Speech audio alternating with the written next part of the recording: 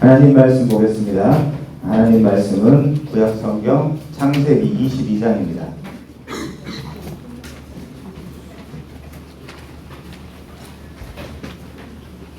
구약성경 창세기 22장입니다.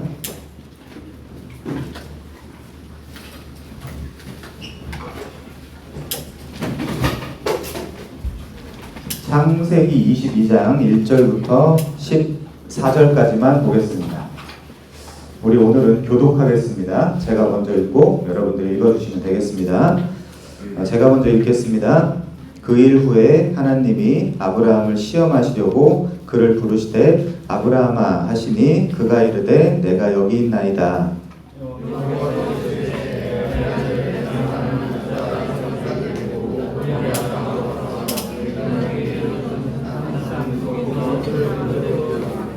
아브라함이 아침에 일찍이 일어나 나귀의 안장을 지우고 두 종과 그의 아들 이삭을 데리고 번제에 쓸 나무를 쪼개어 가지고 떠나 하나님이 자기에게 일러주신 곳으로 가더니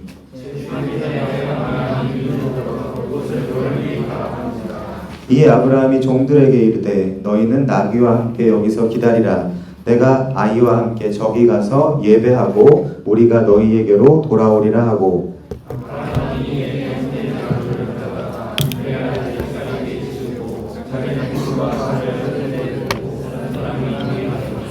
이삭이 그 아버지 아브라함에게 말하여 이르되 내 아버지여 하니 그가 이르되 내 아들아 내가 여기 있노라. 이삭이 이르되 불과 나무는 있거니와 번제할 어린 양은 어디 있나이까.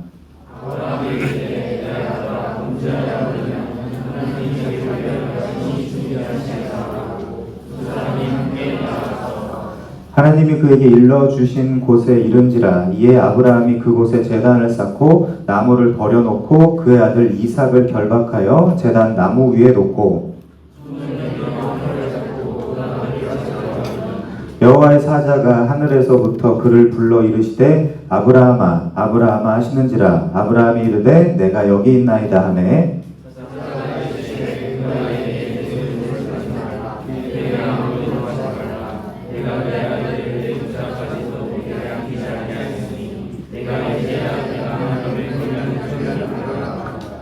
아브라함이 눈을 들어 살펴본즉 한 순양이 있는데 뿔이 그 수풀에 걸려 있는지라. 아브라함이 가서 그 순양을 가져다가 아들을 대신하여 번제로 드렸더라.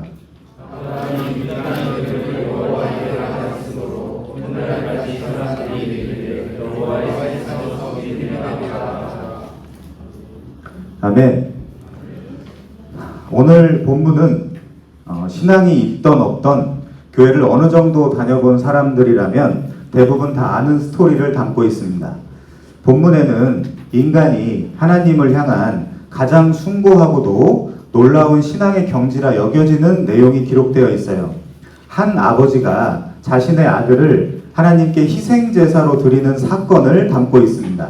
이 사건을 보면서 사람들의 반응은 날카롭게 둘로 갈라지는 경향이 있는데 어떤 이는 과연 내가 신자로서 나라면 기꺼이 저렇게 할 수 있을까라고 심각하고 진지하게 고민하기도 하고, 또 다른 이는 이건 정말 이상한 종교고 이 이상한 신은 내가 받아들일 수 없겠다라고 생각하는 사람도 있습니다. 이 모리아 산에서의 아버지 아브라함과 독자 이삭의 아주 인상적인 이 이야기는 교회를 다니지 않는다 하더라도 많은 사람이 들어본 적이 있는 구약 성경 안에서 가장 유명한 이야기 중에 하나입니다. 여기서 우리가 반드시 짚고 가야 할 점이 있습니다. 이거 중요합니다, 여러분. 구약 성경에 기록되어 있지만 엄밀히 말해 이때는 구약 시대가 아닙니다.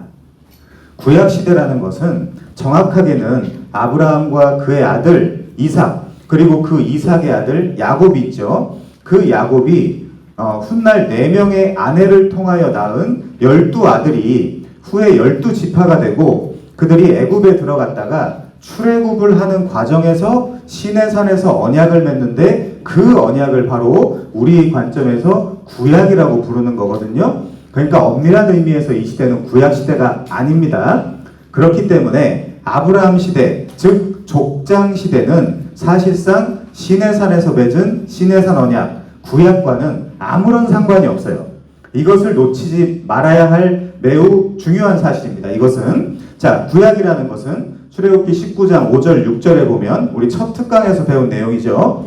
모든 세계가 하나님께 속하였는데 그중 너희가 내 말을 잘 듣고 내 언약을 잘 지키면 너희는 그 모든 족속 민족 중에서 내 소유가 되겠고 너희가 내게 대하여 제사장 나라가 되며 거룩한 백성이 되리라. 이렇게 말씀하셨죠. 이것은 613가지의 율법을 완벽하게 지켜 행할 때에만 하나님의 백성이 될 수 있다는 철저한 조건적 언약입니다. 이건 아브라함이랑 아무 상관이 없어요. 이것은 훗날 이스라엘이 시내산에서 받은 거거든요. 우리가 구약 성경에 이 내용들이 기록되어 있다라고 해서 아브라함도 구약과 연관이 있을 거라는 프레임에서 벗어나야 됩니다. 자, 이 조건적 언약인 시내산 언약이 주어지기 무려 430년 전에 성경은 이미 아브라함을 통해서 자손, 제라죠, 에레츠, 땅입니다. 그것을 주실 거라고 약속하셨어요. 430년 전에. 첫 번째, 이 땅은 물론 여러분들이 잘 알고 계시는 대로 약속의 땅 가나안입니다. 이는 하나님 나라를 상징하는 땅인 것이고 이 땅이 중요한 이유는 실제 약속의 자손인 메시아가 바로 이 땅에서 태어나요. 베들레헴 이 땅에서 태어납니다. 자, 두 번째, 자손은 아브라함, 이삭, 야곱 그리고 유다를 거쳐서 역사를 관통하며 흘러오다가 주 예수께로 성취가 돼요. 저만 보겠습니다. 갈라디아 3장 16절. 이 약속들은 아브라함과 그 자손에게 말씀하신 것인데 여럿을 가리켜 그 자손들이라 하지 아니하시고 오직 한 사람을 가리켜 네 자손이라 하셨으니 곧 그리스도라. 물론입니다.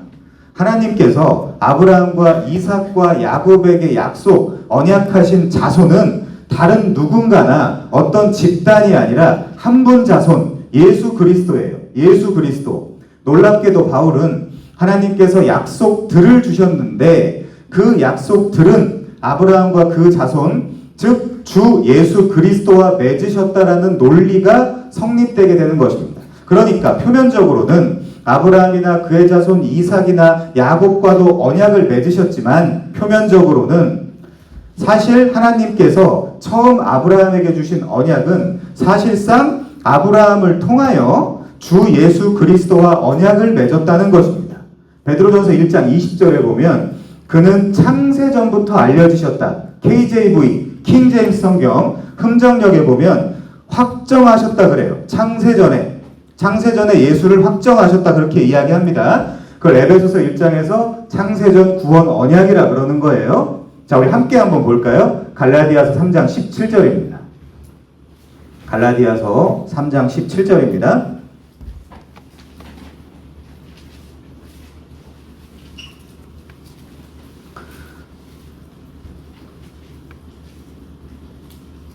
내가 이것을 말하노니 하나님께서 미리 정하신 언약, 이거 문맥적으로 아브라함 언약입니다.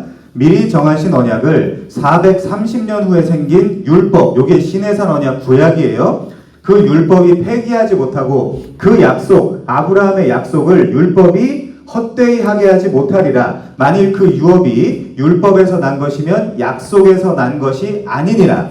그러나 하나님이 약속으로 말미암아 아브라함에게 주신 것이라. 그런즉 율법은 무엇이냐? 범법함으로 더하여진 것이라. 천사들을 통하여 한 중보자의 손으로 베푸신 것인데 약속하신 자손이 오실 때까지만 있을 것이라. 그렇죠? 자, 중요한 건 이것입니다. 19절에 그런즉 율법은 무엇이냐? 범법함으로 더하여진 것이라. 이렇게 번역이 되어 있어요.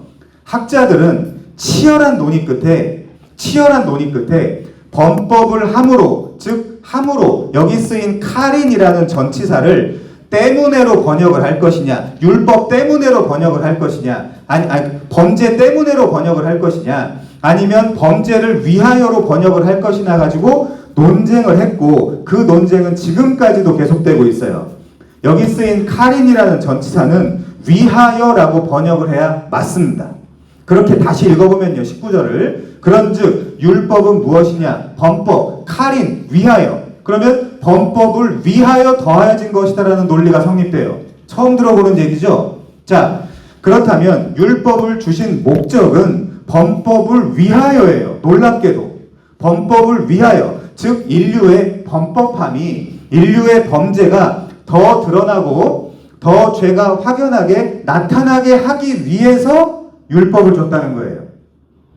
자, 그렇다면 율법을 주신 목적은 범법을 위하여, 즉 인류의 범법함이, 범죄가 더 드러나고 죄가 확실히 나타나게 하기 위한 거라는 거죠. 그래서 카린을 때문에로 번역을 한다면 죄 때문에 율법을 주셨다는 논리가 되는 건데, 그렇다면 제가 묻겠습니다.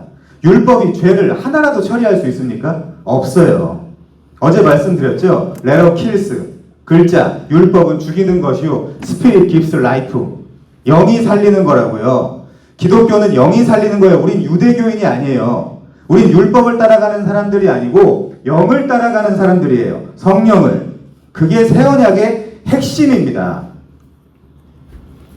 자, 그래서 바울은 로마서 5장 20절에도 율법이 들어온 것은, 옛날 성경에는요, 율법이 가입한 것은, 율법을 주신 목적은 범죄를 더하게 하려 함이라고 써 있어요. 로마서 5장 20절에. 자, 결국 구약 신해산 언약 율법의 목표와 목적은 인류가 율법을 받은 이 이스라엘을 바라보며, 그쵸? 펑셔널 프리센스거든요. 기능적 존재. 이스라엘은 우리의 거울이에요. 그 이스라엘을 바라보면서 우리의 죄를 깨닫게 하기 위해 주었다는 겁니다. 율법이.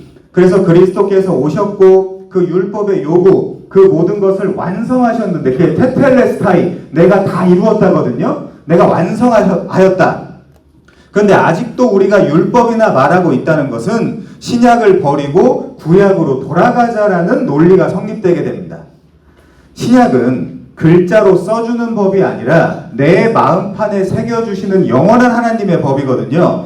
다만 이 영, 이 성령을 따라 살 때 하나님의 영원하신 속성과 성품이 새겨진 율법의 도덕적이고 윤리적인 삶이 동일하게 그리스도인들에게도 나타나게 된다는 것이죠. 그래서 율법을 지키라는 것과 율법이 영을 따라가면서 살 때 내 삶에 나타나게 된다는 것은 천지차이예요. 천지차이입니다.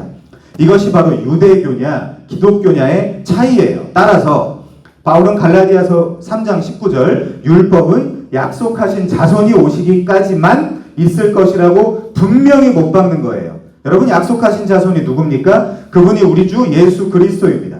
주 예수 그리스도께서 오셨습니까? 예, 분명히 2000년 전에 오셨습니다. 그러면 율법은 그만 돌아가야 되는 거예요. 율법의 시대는 종결되었습니다. 그러나 여전히 우리에게 효력을 발휘하고 있는 위대한 언약이 하나 있으니 그것이 바로 율법 이전에 430년 전에 주셨던, 아브라함을 통해 주셨던 땅과 자손에 대한 언약이에요. 그러니까 율법을 주시기 430년 전에 표면적으로는 아브라함에게 약속하신 것으로 나타나 있지만 결국 그 약속 안에 가장 중요한 언약 대상자는 아브라함과 함께 그의 자손인 그리스도라는 논리가 성립되게 되는 거예요. 그래서 갈라디아 3장 16절 한 번 더 봅니다. 저 혼자요. 이 약속들은 아브라함과 그 자손에게 말씀하신 것인데 여럿을 가리켜 그 자손들이라 하지 아니하시고 오직 한 사람을 가리켜 네 자손이라 하였으니 곧 그리스도다, 이렇게 이야기하는 거예요. 자, 그리고 이 아브라함 언약, 여기서 여러분은 예수를 읽어낼 수 있어야 돼요. 구약에서 이미 예수를 읽어낼 수 있어야 돼요. 이 이후 430년 이후에 등장한 율법은 이 아브라함의 자손인 예수 그리스도를 내용으로 하는 430년 이전에 주신 그 언약을 헛되이 할 수 없다, 이렇게 이해하셔야 되는 겁니다. 율법은 아브라함의 언약을 무력화할 수 없다, 이렇게 이해하셔야 되는 거예요. 그렇다면 아브라함과 그 자손이 한꺼번에 드러나는 언약 체결과 또 그 성취의 순간이 있어야 될 거 아니에요, 구약에서. 자, 그것이 바로 지난 시간에 살펴본 체결은요 12장의 내용이었고요, 12장, 13장, 15장, 17장 등에 나타나고요, 또 오늘 살펴볼 창세기 22장에서 성취의 장면이 어느 정도 드러나게 되죠. 그래서 오늘은 오늘의 우리가 살펴볼 창세기 22장은 별명이 붙어 있어요. 구약의 갈보리 사건. 구약에 골고다 사건이라는 별명이 붙어 있습니다. 저는 그것을 논증할 거예요. 자, 이 창세기 22장에 어떻게 아브라함과 그 자손 예수 그리스도가 함께 드러나는지 우리 같이 살펴보도록 하겠습니다. 1절부터 보죠. 여러분 우선 1절을 한번 잘 봐주시면요. 그 일 후에라는 표현으로 시작을 합니다. 핫 베바림. 아까 우리가 배웠던 거랑 똑같은 거예요. 우선 이 표현은 1차적으로는 새로운 사건이 전개되는 시점을 가리키는 표현이에요. 그런데 더 나아가 여기에 나타난 그 일 후에라는 표현은 한글 성경으로는 구분하기가 어렵지만 원어상 복수의 형태입니다. 복수 형태예요. 자, 그렇다면 그 일들 후에 RSV는 these things라고 번역을 해놨어요. 그 일들 후에가 좀 더 정확한 직역일 것입니다. 그렇다면 본 22장 사건의 시간적 배경은 바로 직전 21장의 사건만이 아니에요. 직전 21장의 사건은 사라가 이삭을 낳아요. 그리고 하갈과 이스마엘이 쫓겨납니다. 이후 아브라함과 아비멜렉이 브엘세바에서 언약을 맺은 사건들이 21장에 기록되어 있어요. 그러나 이 1절에 이 일 후에라는 표현은 이것들 뿐만 아니라 어디까지 가야 될까요? 갈대아 우르에서 부름받은 창세기 11장의 어딘가의 이야기부터 하란에서 네가 본토, 친척, 아버지의 집을 떠나서 큰 민족을 이루는 복이 될 것이다 라는 하나님의 언약을 선포하는 12장도 포함해서 결국 약속의 자녀인 이삭을 기적적으로 잉태하고 출산하여 그래서 여지껏 아브라함의 인생 속에 하나님이 함께 하시는 동안 일어난 모든 일을 다 겪은 다음에 그 모든 일들 후에로 이해하셔야 돼요. 창세기 22장의 목적이 여기 나타나 있어요. 그 모든 일들 후에 시간도 꽤 지납니다. 자, 그래서 히브리서 11장 8절에 보시면요. 갈 바를 알지 못하고 우르와 하란을 떠난 아브라함이 결국 이 22장에서 최종 시험의 무대까지 나오게 된 거예요. 여기가 시험의 무대입니다. 아브라함은 갈대아인의 우르에서 하란을 거쳐서 그 11장, 12장에서 출발을 하죠. 가나안 땅에 마침내 입성을 하게 됩니다. 그러는 동안 아브라함은 자신의 인생 속에서 하나님께서 직접 주도적으로 개입하셔서 마치 풀무불 같은 뜨거운 고난들도 그리고 폭포수와 같은 놀라운 은혜들도 계속적이고 반복적으로 경험하면서 이제 이 22장까지 왔다라는 강력한 서원을 하는 표현이 바로 이 일들 후에인 거예요. 이 일들 후에. 그래서 바로 이 자리까지 오면서 아브라함에게 가장 기적적이고 놀라운 사건은 불가능한 자신의 힘으로 그리고 아내의 힘으로는 불가능한 이미 생리가 끊어진 사라에게 하나님의 언약대로 하나님의 약속대로 자손이 생긴 것입니다. 그가 바로 이삭이죠. 이 이삭을 약속하셨을 때의 배경을 우리가 좀 보고 지나가겠습니다. 함께 보겠습니다. 창세기 18장 9절입니다. 창세기 18장 9절입니다.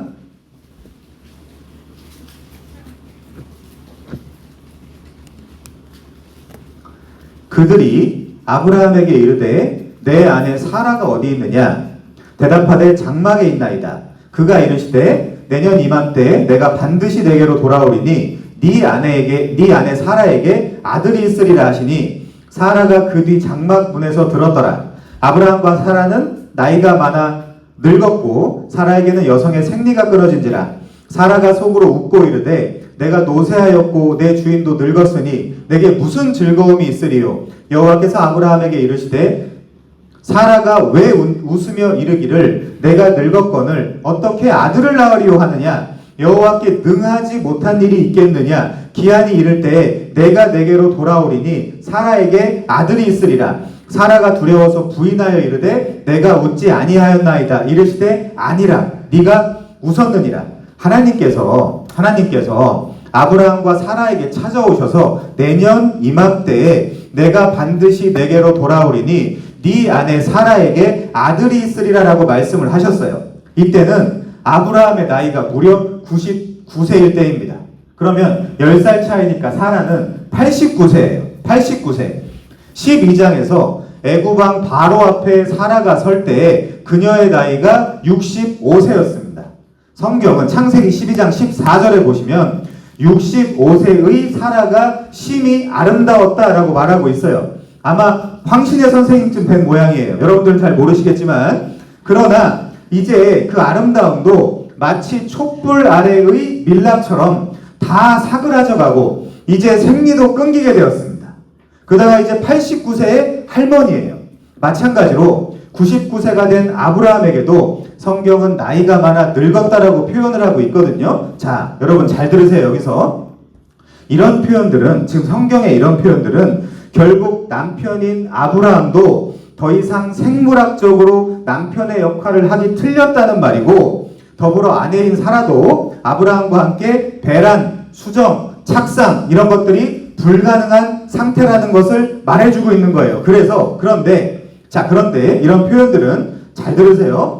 자신들의 힘으로는 생육하고 번성할 수 없는 상태, 즉 하나님의 복된 상태를 얘네들이, 아브라함이나 이삭 얘네들이 성취할 수 없다는 전범 인류적인 한계를 나타내주는 표현이에요. 우리가 이런 스토리를 읽으면서 실제 우리 삶의 잉태와 출산으로 연결하라는 게 아니고요, 하나님의 능력을 걷다 갖다 쓰라는 것이 아니고, 그래서 이 표현이 또 어디 나와요? 마리아가 예수를 잉태하기 직전에 똑같이 천사가 와서 그때 뭐라 그래요? 마리아가 못 믿으니까 뭐라 그래요? 여호와께 능치 못한 일이 있겠느냐? 같은 표현이란 말이에요. 이게 성경신학적으로. 그렇죠?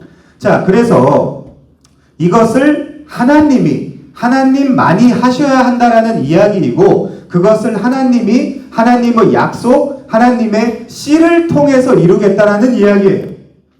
그래서 굳이 하나님께서 내년 이맘때 내가 반드시 내게로 돌아오리니 네 아내 사라에게 아들이 있으리라고 말씀을 하신 겁니다. 여러분, 애만 낳는 것이라면 안 돌아오셔도 되잖아요.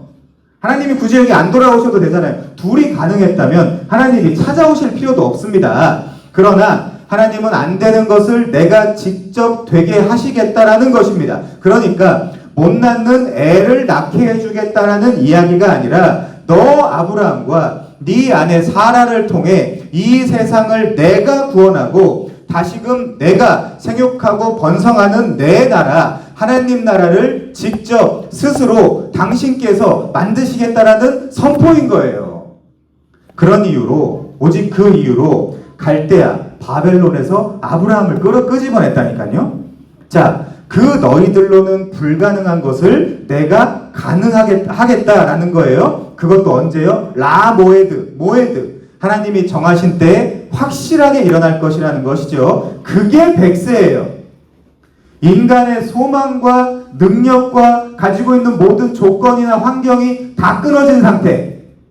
뭔가 스스로 기대거나 자기가 생각해도 이건 말이 안 돼라고 스스로 인식하고 있는 그 상태, 백세. 인간적으로는 죽었다 깨어나도 이 약속의 자녀를 잉태하고 출산할 수 없는 상태에 멈춘 생육과 번성을 인간들끼리 쿵짝쿵짝해서 성취할 수 없는 상태. 그래서 굳이 하나님이 그때 그 정한 시간에 반드시 돌아오겠다라고 하신 것입니다. 그러자 믿음의 조상이라는 사람들의 반응을 좀 보세요. 자, 12절에 보시면요, 사라가 속으로 웃고 이르되, 비웃은 것입니다. 비웃은 거예요. 이자크 비웃은 거예요. 내가 노쇠하였고 내 주인도 늙었으니 내게 무슨 즐거움이 있으리요? 여호와께서 아브라함에게 이르시되, 사라가 왜 웃느냐, 왜 비웃느냐, 이르기를 내가 늙었거늘 어떻게 아들을 낳으리요 하느냐, 여호와께서 능하지 못한 일이 있느냐. 마리아 본문이랑 똑같아요. 기한이 이를 때 내가 내게로 돌아오리니 사라에게 아들이 있을 거야. 사라가 두려워서 부인하여 이르되 내가 웃지 아니하였나이다. 이르시되 아니라 내가 웃었느니라. 바벨론, 아시리아, 페르시아, 로마를 거쳐서 예수 당시에 유대인들이, 야, 우리는 다시 하나님의 민족들을 생육하고 번성할 수 있겠다라고 생각했겠어요? 아니죠. 그 이야기입니다. 이게 그 이야기예요. 그때 아들을 주신다니까요. 약속하신 아들 예수. 그럼 이때 아브라함의 반응은 어떻죠? 자, 창세기 17장 17절입니다. 아브라함이 엎드려 웃으며 마음속으로 이르되 100세 된 사람이 어찌 자식을 낳을까? 사라는 90세니 어찌 출산하리요 하고 18절 이스마엘이나 종이에요. 하나님의 앞에 살기를 원하나이다. 이것이 여러분 당시 믿음의 조상이 가지고 있었던 믿음의 수준입니다. 인간적으로는 이들이 현재 능력과 상태로는 생육하고 번성하기는커녕 아들 하나 낳을 힘도 없어요. 아들 하나 낳을 능력도 없습니다. 그것이 현실이에요. 그러나 하나님이 정확히 제 시간에 찾아오셔서 갈라디아 4장 4절에 뭐라고 되어 있어요? 때가 참에 그거예요. 지금 그거예요. 자, 때가 참에 정확하게 제 시간에 찾아오셔서 그 불가능한 것을 하나님이 해내신다는 것이고, 아브라함도 사라도 결국 약속의 자손인 이삭을 실제 출산하고 여기까지 양육했던 것입니다. 그러나 우리는 와 진짜 애가 태어나네? 라고 읽을 것이 아니라 이 약속, 이 언약은 실제 지켜지고 성취되는구나. 이 씨, 이 제라, 이 스페르마가 아담, 셋, 에노스, 노아, 셈을 거쳐서 아브라함을 거쳐서 다윗을 거쳐서 결국 예수 그리스도라는 진짜 약속의 자손에게까지 연결되겠구나까지 가야 돼요. 거기까지 가야 돼요.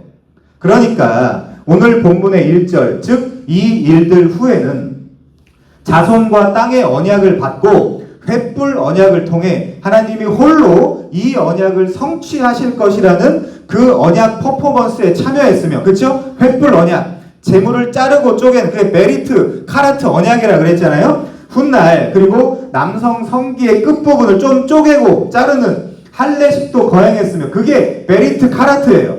그렇게 배경적으로나 환경적으로나 물리적인 어떤 것을 살펴봐도, 그 어떤 것을 살펴봐도 불가능한 약속의 자손인 이삭이 무려 아브라함 100세 때, 사라 90세 때 출생하는 것을 이들이 전부 다 목격한 이 일들 후에라고 여러분들이 이해하셔야 돼요. 아, 이 하나님이라는 분은 결국 말씀하신 대로, 언약하신 대로, 약속하신 대로 전부 다 지키고 성취해 오시는구나. 그 마지막 결론이 뭐예요? 예수라니까요. 예수?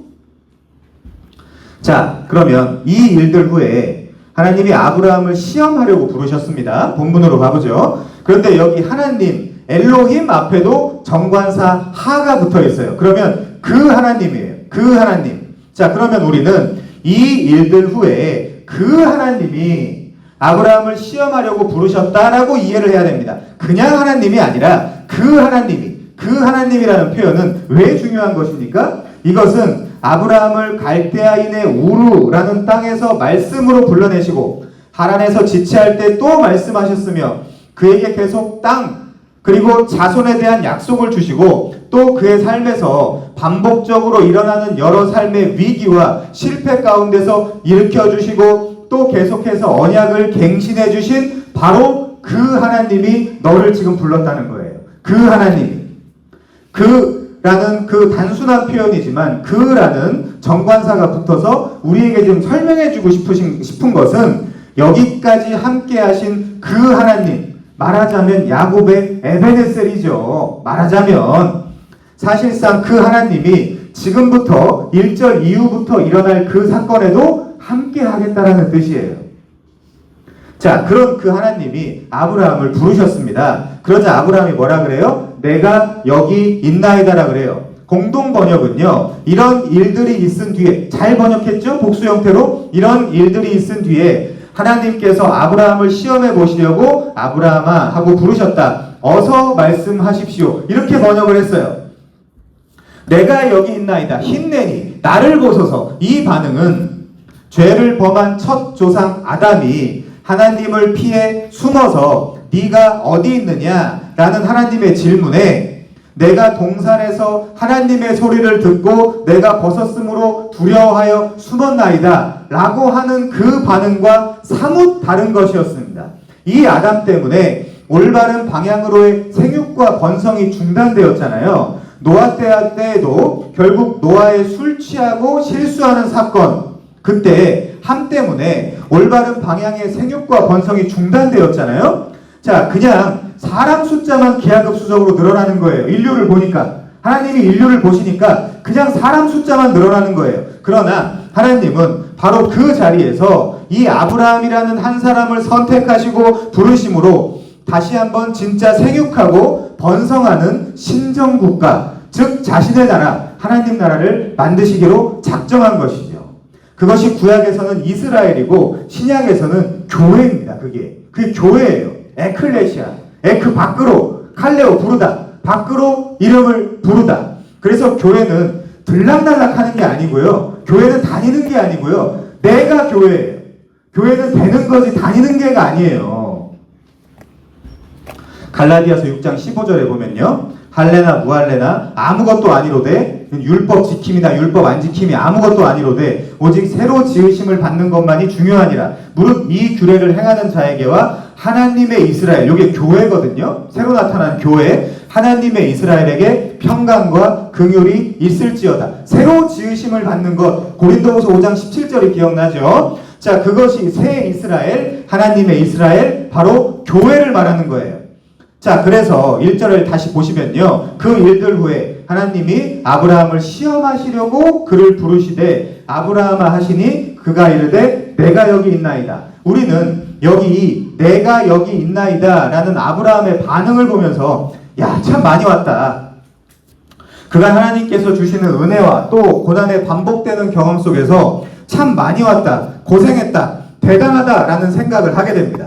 이렇게 사람이 성장하고 성숙하는구나 라는 생각을 하게 돼요. 그렇게 아브라함의 노고를 칭송하고 멋지다라고 칭찬하려는 그 순간에 하나님은 놀라운 말씀을 하세요. 그게 2절입니다.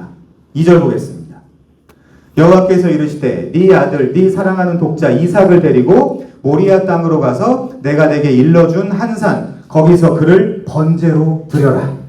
아니 이게 도대체 무슨 일입니까?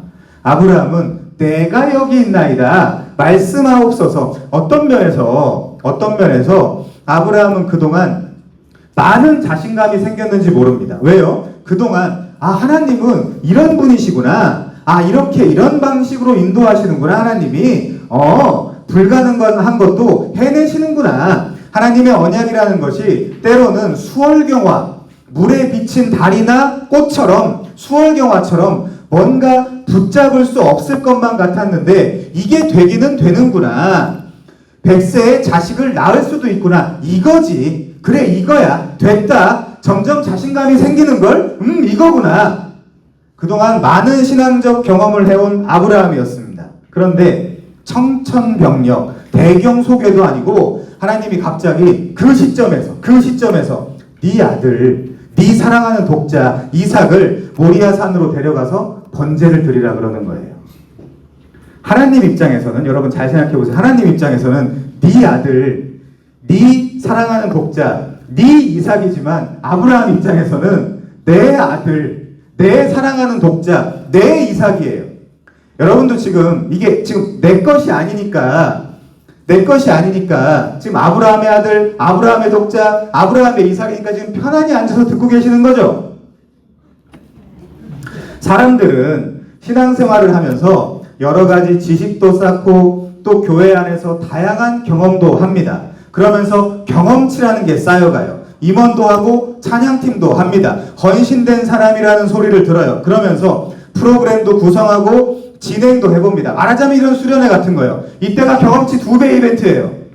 그러면서 여기는 개혁교회니까 고대 에큐메니컬 신조부터 시작해서 종교개혁에 관련된 다양한 신앙고백서들과 요리문답 같은 것들도 배워요. 최소한 소요리문답 1번은 외우죠. 2번은 못 외워도. 그러면서 지식도 쌓여가고 경험도 쌓여갑니다. 대충 압니다. 대충은 알아요. 그러다가 다른 사람도 가르쳐요. 그거 아니지. 그렇게 하면 안 되지. 이렇게 해야지. 야, 그건 하나님이 기뻐하시는 게 아니지. 야, 신앙생활을 그렇게 해선 되겠니? 이렇게 높은 자리에서 남을 정죄하기도 합니다. 어느 순간 나는 개혁주의자로 뿜뿜, 머리부터 발끝까지 뿜뿜 안다는 것입니다. 조금 익숙하다는 거예요. 예, 하나님, 제가 여기 있습니다. 그때 하나님이 여러분들로 뭐라고 하시는지 아세요? 네 아들, 네 사랑하는 독자, 네 이삭을 내게 바치라라고 하는 겁니다. 여러분 지금 머릿속으로 한번 상상해 보세요. 여러분이 세상에서 가장 아끼는 것, 혹은 가장 아끼는 사람, 물론 아직 없을 수도 있지만 그게 뭐가 되었든 현재 여러분이 가장 아끼는 것을, 예를 들면 하나님 이것만은 제발이요 라고 할 만한 것을 지금 하나님이 달라는 정도가 아니라 팔공산이나 비슬산 같은데, 앞산 같은데 데리고 올라가서 거기 가서 갈기갈기 찢어서 태우라고 하시면 여러분 마음이 어떻겠어요? 이럴 때 개혁주의가 어디 있습니까? 개혁주의라고 봐주지 않는단 말이에요. 아니 개혁주의면 더 해야죠. 피에타스 앤 스키에티아, 그쵸? 지식과 삶, 지식과 경건이면, 지식과 삶이면 더 해야죠, 개혁주의자들은. 그래서 하나님이, 여러분이 하나님 제발 이것만은 이라고 하는 거를 건드는 거예요.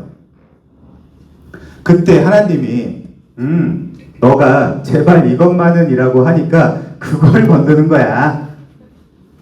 하나님 다른 건 다 돼도 이건 안 돼요. 그거 건드는 거야. 왜요? 아니 지금 본인이 이야기했잖아요. 이것만은 안 되는 거라고. 그래서 그거 건드는 거예요.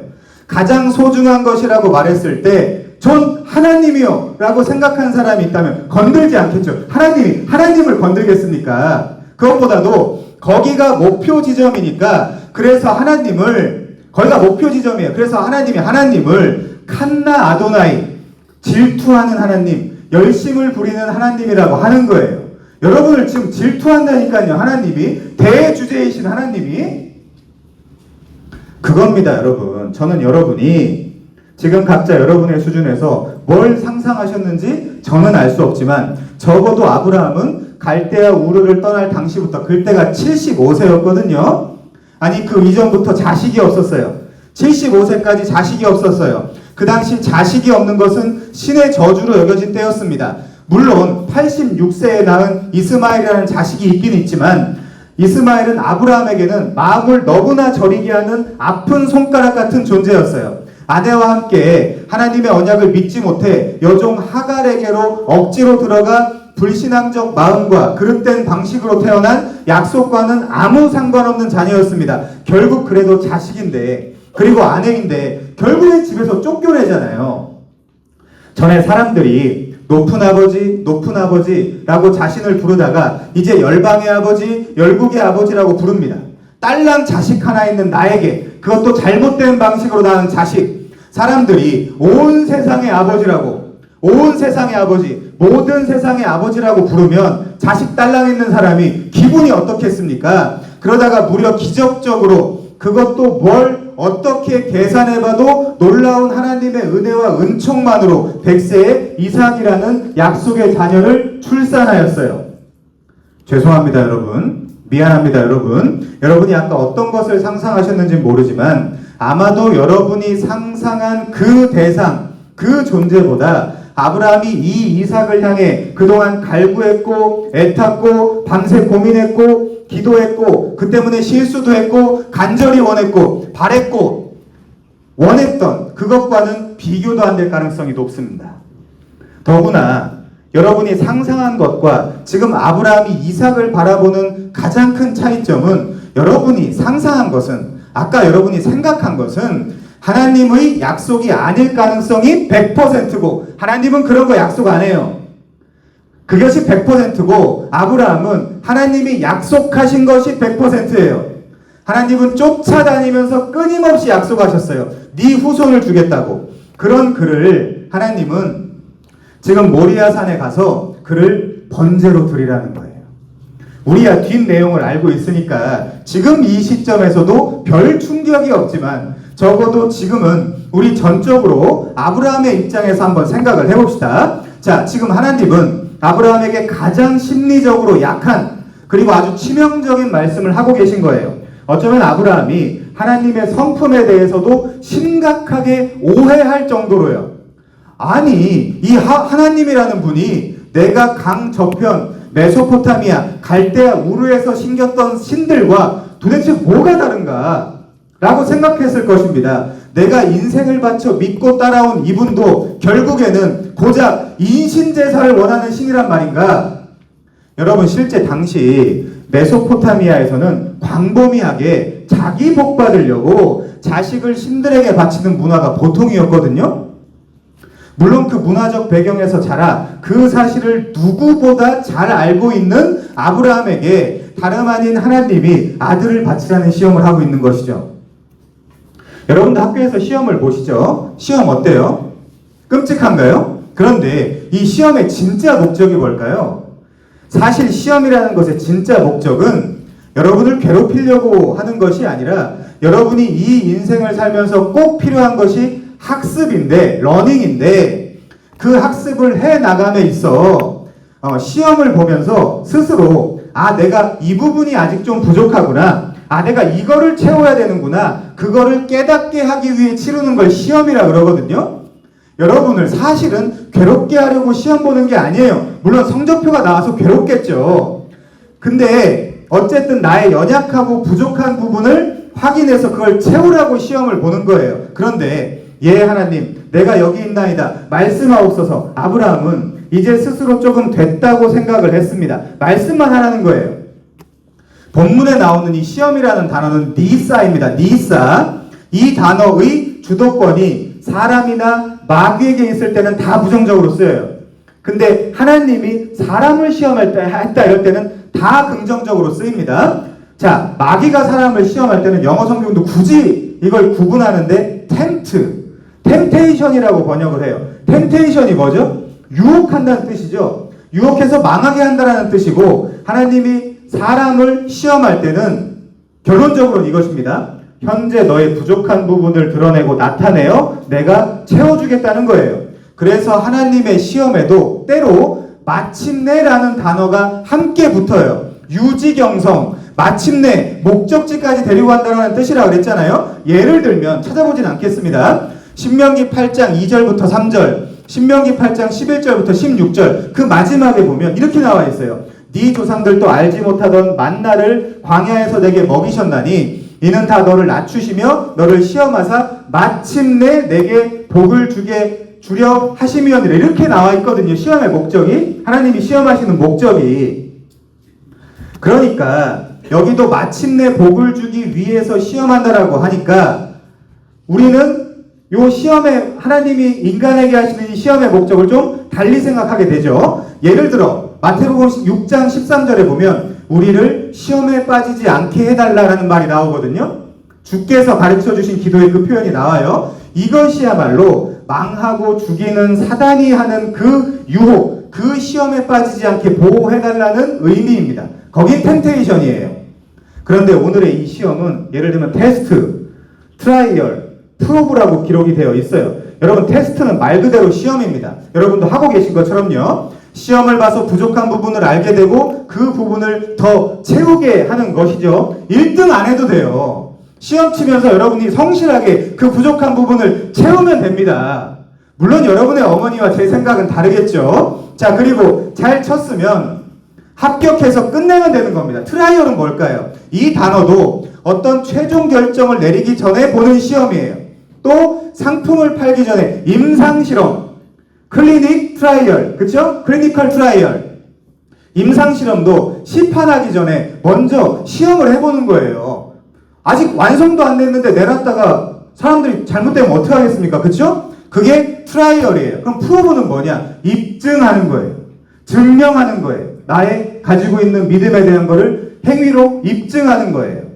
자, 그래서 구약성경만 해도 하나님이 인간을 테스트, 트라이얼, 프로브하는 시험은 엄청나게 많이 나옵니다. 그래서 하나님은 지금 이 아브라함을 믿음의 조상으로 확정짓기 전에 믿음으로 가는 나라, 하나님 나라, 그 첫 백성, 그 첫 조상이라는 타이틀을 확정짓기 전에 마지막으로 테스트, 트라이얼, 프로브를 해보시는 거예요. 아브라함은 여러분 창세기 25장에서 죽거든요. 근데 여러분 그거 아세요? 창세기 22장부터는 하나님과 아브라함의 대화가 나오지 않아요. 나오지 않아요. 이 이후로 하나님과 대화하는 부분이 없어요. 이 말은 더 이상 아브라함이 신앙생활을 하지 않았다는 말이 아니라 뭘 더 입증하거나 증명할 필요가 없었다는 말이 됩니다.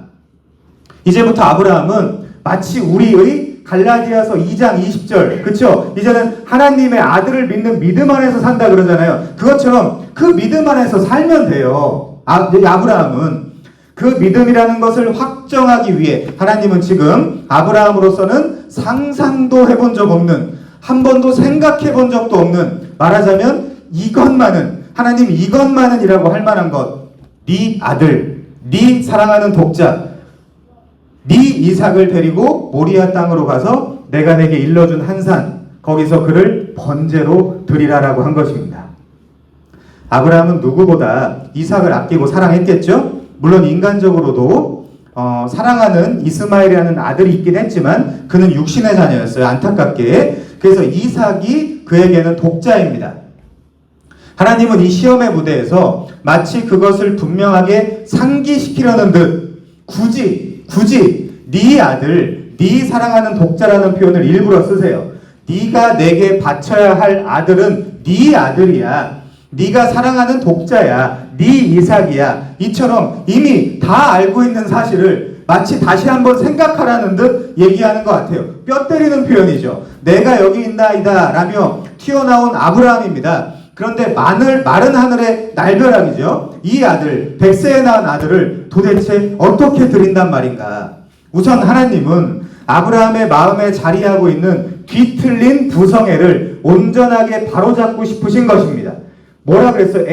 아이돌, 눈에 보이는 것들이라 그랬잖아요. 우선 어디서요? 자, 바로 모리아 산에서요. 모리아가 무슨 뜻일까요? 여러분, 야는 아시죠? 야는 여호와 하나님이에요. 그렇죠? 야는, 모리는 뭐예요? 계시라는 뜻입니다. 그럼 모리아는 무슨 뜻이에요? 여호와께서 나타나신다는 뜻이에요. 여호와의 계시라는 뜻이에요. 모리아라는 것 자체가. 자, 바로 이 자리, 이 시험의 무대에서 여호와와 여호와의 뜻을 확실하게 보여준다는 거죠. 그게 마지막 하이라이트입니다. 하나님을 사랑하는 것을 통해 아들을 사랑하는 그런 온전한 사랑을 갖게 하기 위한 것이라는 거죠. 그래서 굳이 네 아들, 네 사랑하는 독자, 네 이삭이라는 말씀을 하시며 요즘 여러분들이 자주 쓰시는 표현, 아브라함을 지금 긁는 거예요. 긁는 거예요. 아브라함이 긁혔을까요? 안 긁혔을까요? 당연히 긁혔겠죠. 국힘 원탑도 긁히더만요. 자, 아무튼 창세기 21장 8절에는 아이가 자라매 젖을 떼고 이삭이 젖을 떼는 날에 아브라함이 큰 잔치를 베풀었다라고 이야기를 합니다. 그리고 학자에 따라서 22장 첫 시작에 이 일들 후에라는 표현이 쓰이고 나서 지금 이삭의 나이가 10대, 어떤 사람은 20대, 어떤 사람은 30대라고 다양하게 주장을 해요. 아무튼 광범위하게 학자들에 의해서 받아들여지는 주장은요, 10대 후반부터 30대 후반이었을 것이다예요. 물론 유대 문헌은 37세로 못 받고 있어요. 유대인들은 그렇게 생각을 합니다. 왜냐면요, 이 사건 이후 바로 23장에서 사라의 죽음이 등장하거든요. 근데 유대인들의 전설 속에 이런 얘기가 있습니다. 거기서 사라는 127년을 살았다라는 이야기를 하는데, 유대인들은 아브라함이 사라 몰래 이삭을 바치려던 것을 후에 알고 거기서 사라가 충격으로 병들어 죽었다 그래요. 믿거나 말거나 실제 유대 문헌에 그렇게 나와 있습니다. 그러면 사라가 이삭을 낳을 나이가 90세였으니까 그리고 127세에 죽었으니까 자, 127 빼기 90 하면 뭐가 나와요? 37이 나오죠. 아, 37이겠구나. 유대인들은 이렇게 단순하게 생각을 하는 거예요. 자, 물론 이때 우리가 이삭의 정확한 나이를 알 수가 없어요. 성경에 기록되어 있지 않으니까요. 자, 그러나 몇 가지 분명한 클루는 있어요. 힌트는 있어요. 그게 뭐냐면 우선 이 21장, 22장의 지리적 배경은 부엘세바입니다. 이 부엘세바에서 모리아까지 대충 잡아도 50마일, 한 80km가 된다 그래요. 모리아가 북쪽입니다. 자, 모리아가 북쪽인데 그러면 그 80km를 3일 동안 걸어갈 수 있는 나이여야 돼요. 그쵸? 논리적으로. 자, 또한 이삭은 후에 마지막 단계에서 그 마지막 언덕에서는 자신의 등에 번제할 나무를 자신이 지고 가야 되죠. 그럼 꽤 큰 나이였겠죠. 사람을 번제로 드리려면 꽤 많은 양의 나무가 필요합니다. 불멍 수준의 장작 몇 개 가지고는 택도 없어요.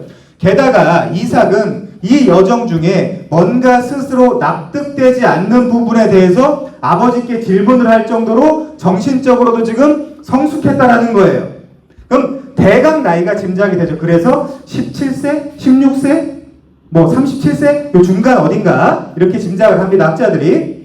그러니까 최소한 여기 청년들 나이 됐다는 얘기겠죠. 그렇다는 것은 젖을 뗀 것이 21장에서 나오니까 최소한 21장부터 22장에까지는 10년에서 30년의 공백이 있다는 결론이 나오겠죠. 75세까지 자녀가 없는 아브라함에게 그 이후 굳이 언약을 주셔서 25년간을 믿음으로 인내하게 하시고 100세가 되었을 때 얻었던 사랑하는 독자를 지금 내놓으라는 거예요. 자, 근데 여기에는 심각한 신학적인 문제가 있어요. 이 아들은요, 그냥 아들이 아니고 하나님이 따라다니시면서 강조하시고 약속하셨던 언약을 확증하는 아들이었어요.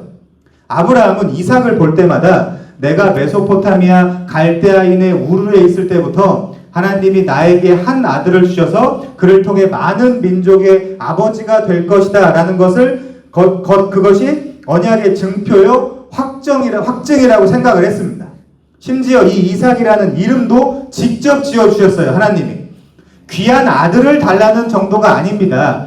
이것은 하나님의 언약이 파괴되는 신학적 문제예요. 아니, 하나님이 달라고 하면 솔직히 드릴 수 있죠. 드릴 수 있죠. 걔는 그냥 존재를 하니까요. 그런데 번제, 이 히브리어로 이 올라라는 건 올라간다라는 뜻이거든요. 향기가 올라간다라는 뜻이에요. 번제는.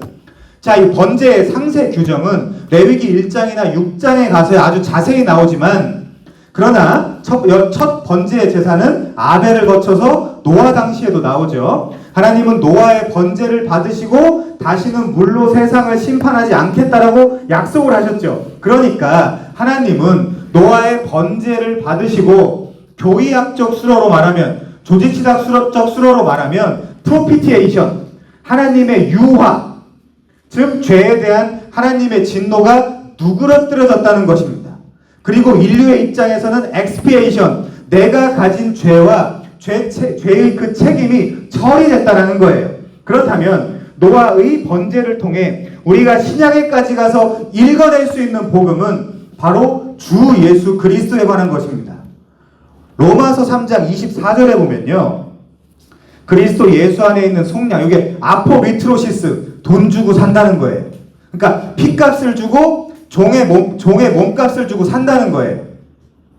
아포리트로시스로 말미암아 하나님의 은혜로 값없이 의롭다 하심을 얻은 자 되었느니라. 이 예수를 하나님이 그의 피로써, 피로 교회를 사잖아요. 사도행전 20장에 보면 피로써 믿음으로 말미암는 화목제물, 정확하게 번역하면 힐라스테리오는 화목장소예요. 구약에서 뭘로 쓰였죠? 화목장소가 속죄소, 시은좌예요. 여기는 힐라스테리오는 속죄소, 시은좌입니다. 여기는 화목제물보다는 화목장소예요. 자, 그 화목장소로 세우셨으니 이는 하나님께서 길이 참으시는 중에 전에 지은 죄를 간과하심으로, 이 관과가 뭐죠? 우리 6월절 배웠잖아요? 패스오버, 그냥 지나가는 거예요. 죄가 있지만 피 때문에 지나가는 거예요.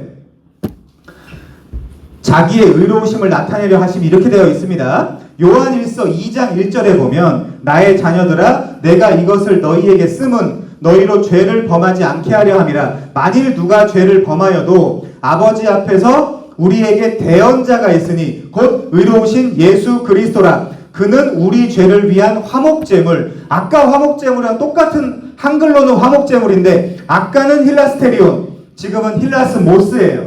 이건 진짜 화목제물. 그쵸? 그래갖고 달래고 조정하고 화해시키는 화목제물. 예수는 우리 죄를 위한 화목제물이니 우리만 위할 뿐 아니라 온 세상의 죄를 위하심이라. 요한일서 4장 10절에도요. 사랑은 여기 있나니 우리가 하나님을 사랑한 것이 아니요 하나님이 우리를 사랑하사 우리 죄를 속하기 위하여 화목제물 힐라스모스로 그 아들을 보내셨다. 십자가에서 영단번의 제사를 지내라고. 자, 그래서 노아의 본문에서 하나님이 노아의 번제를 받으시고 인류의 범죄를 향한 자신의 죄에 대한 진노를 누그러뜨리셨다는 것은 신약적 의미로 예수께서 인류의 죄를 향한 하나님의 화목제물이 되셨다는 것을 구약 제사들을 통해서 미리 보여주는 거예요. 자, 그럼 우리 번제에 대해서 좀 생각을 해보겠습니다. 우선 구약에 나타난 번제가 도대체 무엇입니까? 풀 번트 오퍼링이라고 되어 있어요. 영어 성경에. 풀은 완벽하게 다, 전부 다. 번트는 태운다 그 뜻이죠. 오퍼링은 제물이에요. 자, 그러니까 제물을 전부 태워서 그 제물을 태우는 향기가 위의 하나님께로 올라가게 하는 제사입니다.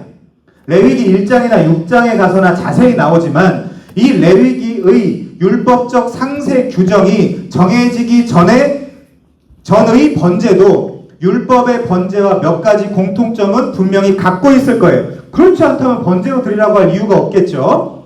자, 번제는 분명 소나 양이나 그리고 염소 그리고 산비둘기냐 집비둘기냐에 따라서 약간씩의 차이점은 존재합니다. 우리 레위기를 읽으면서 같이 설명하면 좋겠지만 그럼 설교가 길어지겠죠. 자, 그러니까 제가 요약을 해드리겠습니다. 첫 번째, 번제가 뭐냐? 흠없는 수컷이어야 돼요.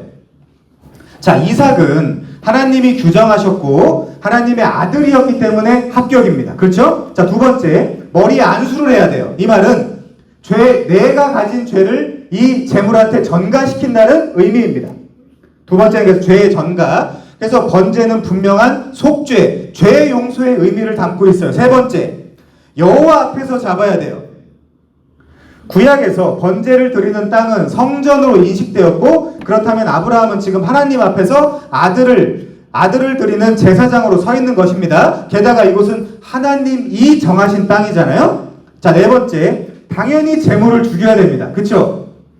물론 번제 시 최대한 고통스럽지 않은 방법으로 죽였다고는 합니다. 그래도 아브라함은 자신의 아들을 죽여야 되는데 그게 무슨 의미가 있겠습니까? 다섯 번째, 그 피를 받아서 제단 그 사방에 뿌려야 돼요.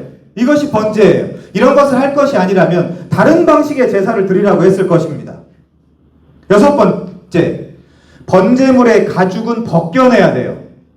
율법 규정에서 이 가죽은 제사장에게 돌려졌어요. 그렇다는 것은 아담과 하와가 입었던 가죽옷을 떠올리게 해요. 그래서 이 제물을 통해 제사장의 죄가 사하여졌다는 것입니다. 일곱 번째, 이제 각을 떠야 돼요. 여러분이 이해하기 좋게 말씀을 드리면 뭐라고 말해야 될지 모르겠는데 제물을 머리부터 잘라야 돼요. 다. 각을 뜬다는 건 다 잘라야 돼요. 전부 다 분리해야 돼요. 여덟 번째, 제단 위에 불을 붙이고 불 위에 나무를 버려놓고 각을 뜬 제물의 머리나 기름이나 내장이나 정강이 같은 부분을 상세 규정에 따라 각기 세심하게 다 각기 다뤄야 돼요. 자, 이제 아홉 번째, 마지막으로 오물이나 찌꺼기 같은 걸 제거하고 이 전부를 제단 위에 올려서 불살라 드리는 것이 번제입니다. 하나님이 지금 백세에 낳은 아들 이삭을 이렇게 하라는 거예요.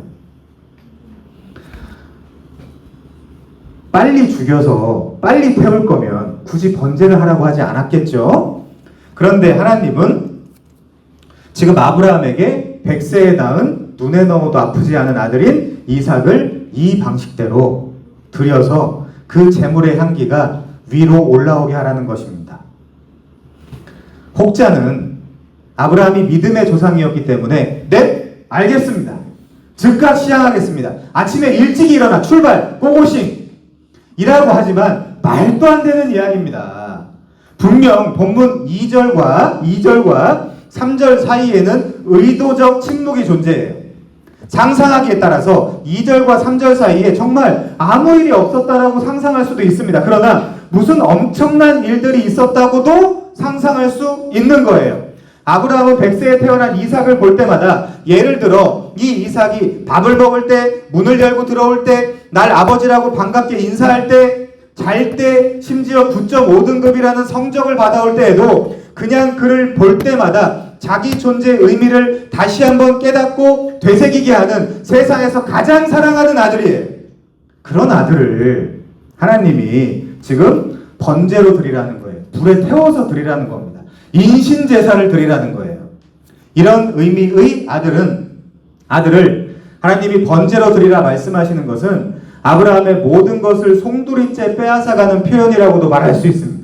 우리가 여기서 무엇을 깨달을 수 있습니까? 여러분 인생 힘드시죠? 여러분이 직접 초청하신 이 강사의 신앙, 그리고 이 강사가 소속된 개혁신학에서는 물론 우리 사월교회도 마찬가지입니다만은 여러분의 인생에 일어나는 모든 일들은 하나님의 주권 아래에서 일어나는 일들이라고 믿고 인정을 해요. 뭐 하나도 하나님의 장중을 떠나서 일어날 수 있는 일은 없다라고 생각합니다. 그걸 인정하는 신학 교단이에요.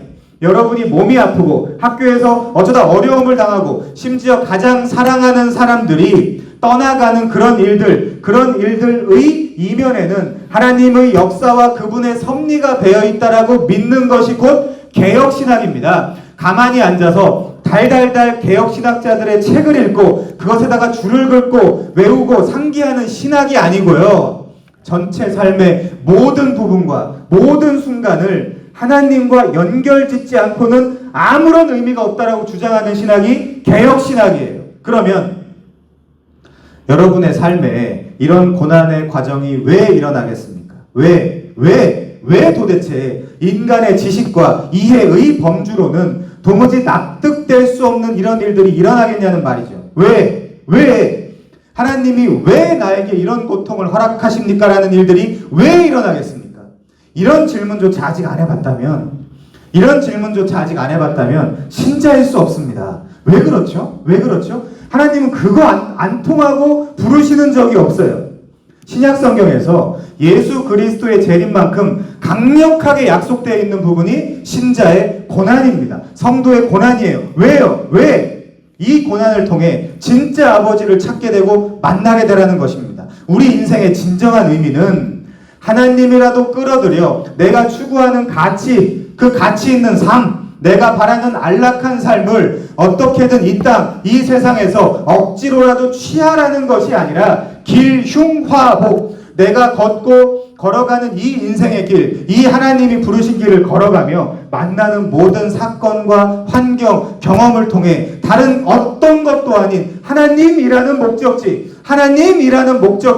그 하나님 나라라는 목적지에 들어가는 것, 바로 그것이 우리 삶의 진정한 목표인 것입니다. 현재 아브라함의 이 그릇되고 뒤틀려져 있는 부성애를 바로잡으시면서 우리의 세상을 향한 잘못된 시각도 바로잡는 거예요. 적어도 오늘 본문의 첫 번째 목적은 바로 그것입니다. 아브라함은 바벨론의 가치관과 다른 완전히 새로운 하나님이 왕인 하나님 나라의 첫 백성이에요. 그래서 그가 이런 시험을 당하고 있는 것입니다. 테스트, 트라이얼, 프로브, 이 모든 것이 아브라함과 그리고 연결해서 여러분을 향한 하나님의 시험이에요. 여러분도 나중에 모리아산에 가셔야 돼요. 가시게 되어 있습니다. 2절과 3절 사이 그 행간에 아브라함이 하나님으로부터 명령을 받고 어떤 마음이었고 어떤 일이 있었는지 기자는 단 한마디도 기록하고 있지 않지만 아브라함은 이 명령을 듣고 밤새 하나님 앞에서 극심한 신앙의 투쟁을 벌였을 것입니다. 훗날 아브라함에게서 나온 손자 야곱이 야복강을 건너기 전 하나님의 사자와 극심한 투쟁을 벌인 것과 똑같은 일입니다.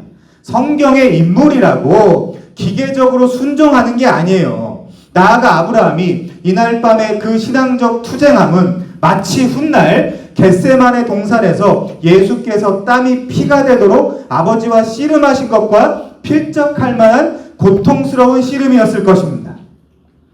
제가 성경을 읽으며 깨닫고 충격받은 사실 하나를 말씀드리겠습니다. 하나님은 우리가 감당할 만한 시험을 허락하신다 그러잖아요. 그럼 감당할 만하겠네 이렇게 생각을 하잖아요. 우리는 그렇게 받아들입니다. 자, 그런데 감당할 만한 시험이라고 하는 말에서 우리가 착각하지 말아야 할 것은 감당할 만하다라고 말할 때 그 기준이 우리 자신이 아니라는 것입니다. 그 기준은 나보다 나를 더 잘 아시는 하나님이 정하는 거예요. 성경에 하나님이 자기 백성을 사람 만들기 위해 시험하실 때 그 시험의 내용은 그 당사자, 그 사람이 직접 고르는 것이 아니라는 것입니다. 어떤 의미인지 아시겠어요?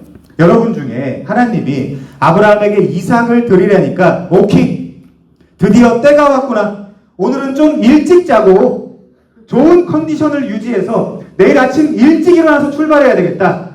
그렇게 시리를 부른 다음에 알람을 맞춰놓고 잤을 것이라고 생각하는 사람은 아무도 없을 것입니다. 결국 밤이 새도록 부르짖고 여쭤보고 제구해달라고 부탁도 해보고 누워서 양다리를 하늘로 차내며 통곡했을 것입니다. 허락된다면 이삭 대신 내가 번제로 드려질 수는 없겠냐고 물어봤을 거예요. 이것이 너무 정상적인 부성애예요. 너무 정상적인 부성애. 이삭으로 인해 그동안 얼마나 행복했겠습니까? 그가 얼마나 풍요로웠겠습니까? 매일 뽀뽀를 해도 부족했을 것입니다. 일반적인 사람들이 스스로 자연스럽게 내 자식을 낳았다라고 생각하는 것과는 다른 것은 이는 약속의 자손이에요. 분명히 하나님의 언약의 자손입니다. 이 언약의 자손인 아들 이삭과는 그동안 신앙적 추억까지 쌓여 있어요.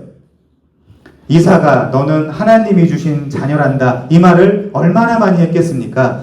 하나님은 네 씨를 통해 천하 만민이 복을 받게 하신다라고 했어요. 만약 여기서 이삭을 죽인다면, 생각해 보십시오. 만약 여기서 이삭이 죽는다면, 그럼 이삭을 죽이고 다른 씨를 주실 때까지 아브라함은 또 기다려요?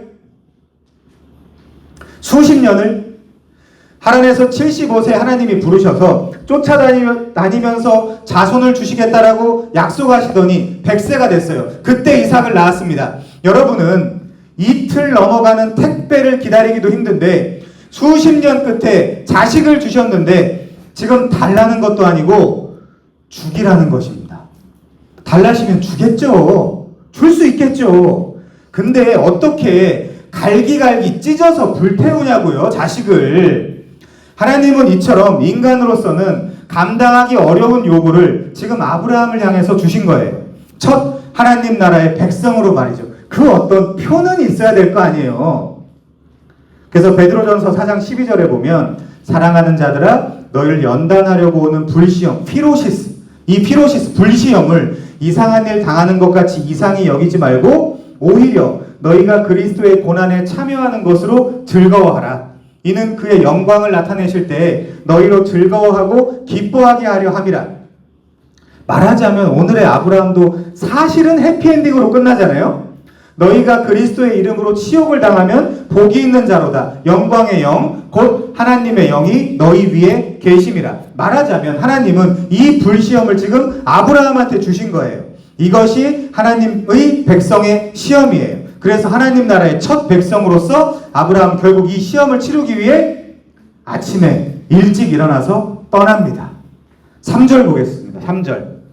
아브라함이 아침에 일찍 일어나 나귀의 안장을 지우고 두 종과 그의 아들 이삭을 데리고 번제에 쓸 나무를 쪼개어 가지고 떠나 하나님이 자기에게 일러주신 곳으로 가더니 인간적으로 아들 이삭을 완전히 잃는 것에 대한 슬픔과 이삭의 죽음으로 내가 받은 하나님의 원대한 언약이 깨어질 것이라는 두려움에도 불구하고 그는 밤새 신앙적 사투 끝에 날이 밝자 즉각적으로 하나님이 명령하신 것을 순종하기 위해 집을 떠납니다. 잠이나 잤겠습니까마는 아침 일찍 일어나 두 종을 동행시키고 이삭과 함께 하나님이 지시하신 모리아로 출발을 해요. 여기 아침 일찍이라고 되어 있는데 이 아침이라는 단어에도 정관사가 붙어 있어요. 정관사. 그러면 그냥 매번 오는 평범한 아침이 아니라 그 아침이라는 뜻이에요. 아주 비장한 날의 아침. 바로 그 아침이 밝았다는 것이죠. 하나님께서 메소포타미아, 갈대아 우르에서 아브라함이 혼자 있을 때 시작된 믿음의 여정 속에 그 신앙을 이제는 드디어 규명하고 입증하며 확증하는 바로 그 아침이라는 뜻입니다. 여명이 밝고 걸을 힘도 없는 그 아무런 말도 하고 싶지 않은 아브라함은 바로 그 아침에 그동안 적어도 25년여간 배우고 경험한 모든 것을 시험을 치르는 시험장으로 떠나게 됩니다. 그리고 4절에 보면 제3일 동안 걸어서 하나님이 알려주신 그곳을 멀리 바라보게 됩니다. 저기구나. 바로 저기 저 땅에서 내가 내 손으로 내 아들을. 아브라함이 출발한 부엘세바부터 여기 모리아 땅까지 80km 정도라고 그랬죠. 대충 계산해서 하루 30km 안팎을 걸으면 되는 것이겠죠. 그런데 이 길이 어떤 길입니까? 아들을 죽이러 가는 길이에요. 아들을 죽이러 가는 길이에요. 100세에 낳은 아들을 번제로 드리러 가는 길입니다. 그런데 옆에 있는 그 아들은 아직 그 사실을 모르고 있어요. 자꾸 아버지에게 말을 걸어요. 나무가 어떻고, 여기 피어난 꽃이 어떻고, 지금 방금 지나간 동물이 어떻고, 뭔가 지금 얼굴에 수심이 가득한 아버지의 마음을 열기 위해 농담도 합니다. 아브라함은 오히려 자신을 걱정하는 아들을 보며 몰래 양볼을 피가 날 때까지 깨뭅니다.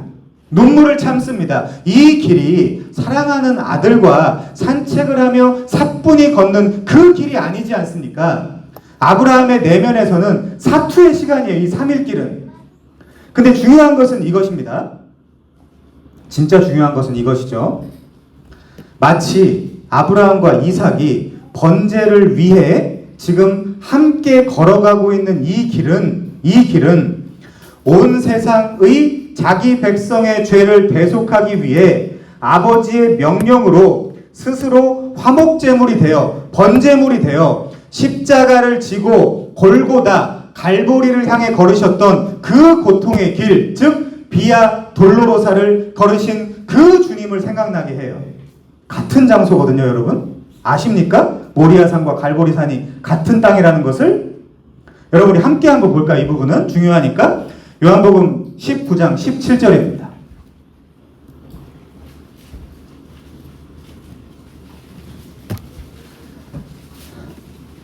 요한복음 19장 17절입니다.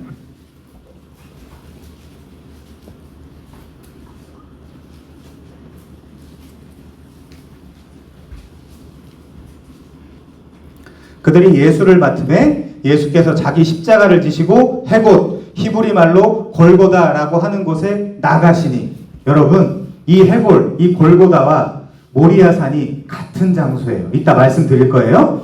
자, 여러분 지금 이 아브라함과 이삭의 여정에 동참하는 분들이 계세요. 눈에 보이지는 않지만 이 일들로부터 약 2000여 년 후에 이 길을 똑같이 걸으실 성자 우리 주 예수께서도, 그리고 이 길을 당신의 아들에게 걷게 하실 성부 아버지께서도 눈에 보이진 않지만 바로 이 자리에서 함께 아브라함과 이삭이 걸어가는 이 길의 여정을 지금 지켜보고 계신 거예요. 두 분이 아무렇지도 않았을까요? 가볍게 말하자면 야 아들아, 독생자 아들아, 저것 좀 봐라. 야 봤지? 너도 2000여 년 후에 너도 저 비아 돌로로사를 걸어가야 한단다. 가벼운 어투로 성부께서 성자에게 말씀하셨겠습니까? 아닙니다. 그럴 수 없습니다. 지금 성부와 성자는 이 둘의 너무 고통스러운 여정을 함께 지켜보고 계세요.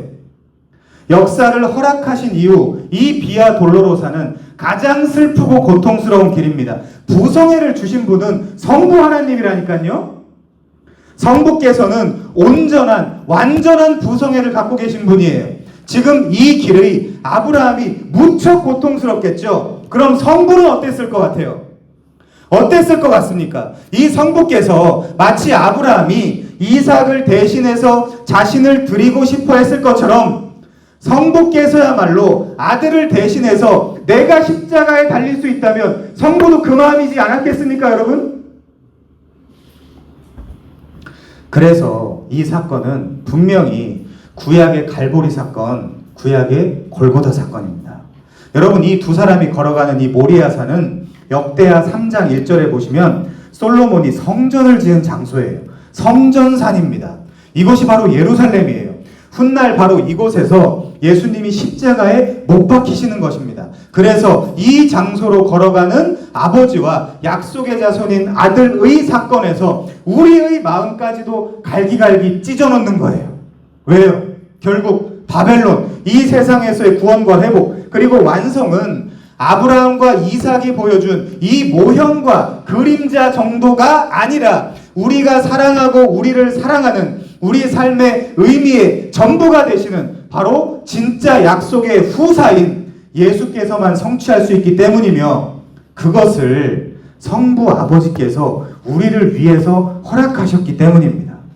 훗날 독생자 예수를 데리고 똑같은 이 여정을 함께 하시는 이가 바로 성부 하나님이라니까요.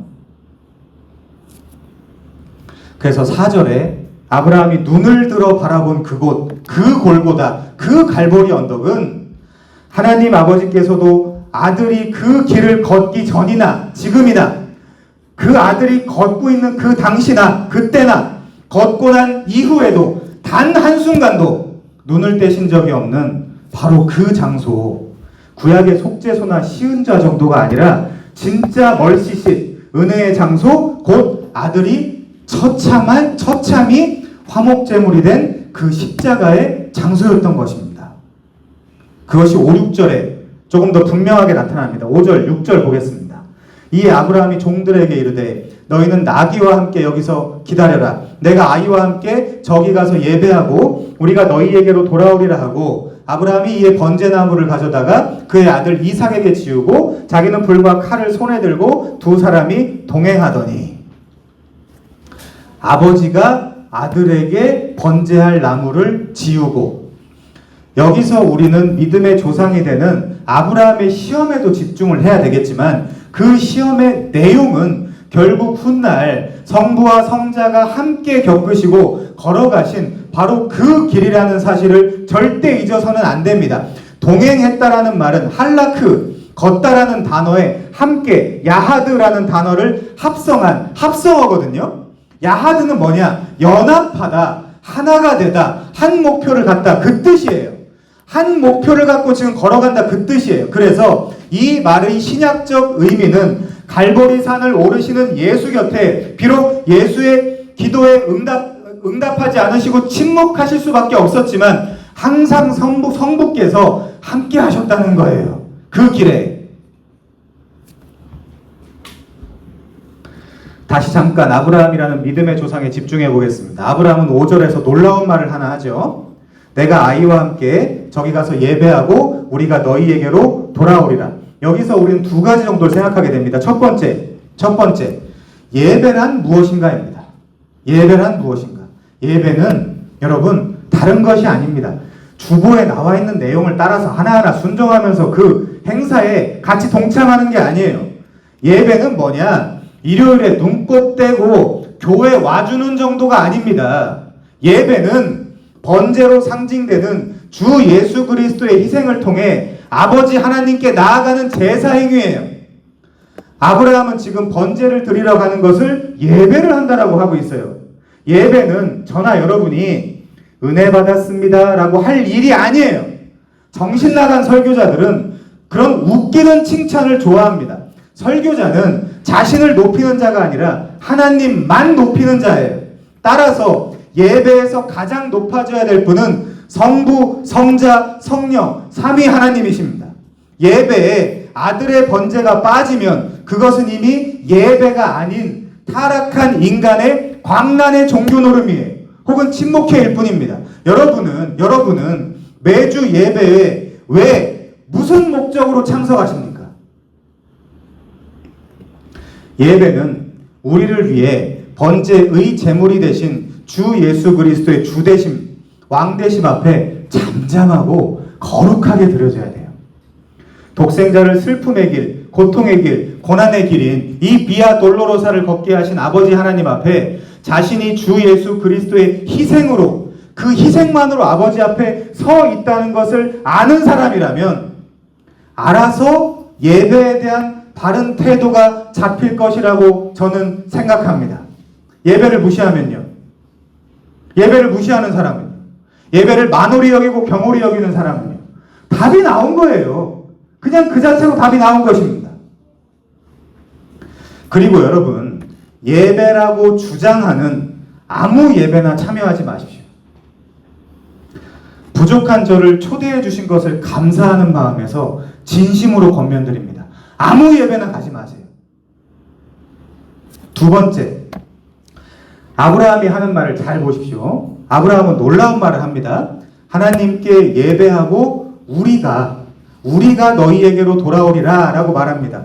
물론 이 말을 가볍게 종들을 속이기 위해서 한 말이다 라고 하는 학자들도 있습니다. 그러니까 종들도 함께 그 번제의 자리에 가면 결국 아브라함이 아들 이삭을 죽일 텐데, 종들은 이 사건의 배경을 전혀 알지 못하므로 결국 칼을 들어 이삭을 죽이려는 노령의 아브라함을 종들이 반드시 막을 거라는 말이죠. 우리 주인이 나이가 많이 들더니 노망이 났나 보다라며 말렸을 거 아닙니까? 종들은 모르는데요 지금. 그러나 저는 그렇게 생각하지 않습니다. 이쯤 돼요 아브라함은 마음에 이미 큰 결심이 섰을 것으로 생각합니다. 아브라함은 아들 이삭을 온전히 하나님 앞에 바치기로 작정했어요. 결정했습니다. 제 주장입니까? 그렇지 않습니다. 우리 함께 보겠습니다. 히브리서 11장입니다.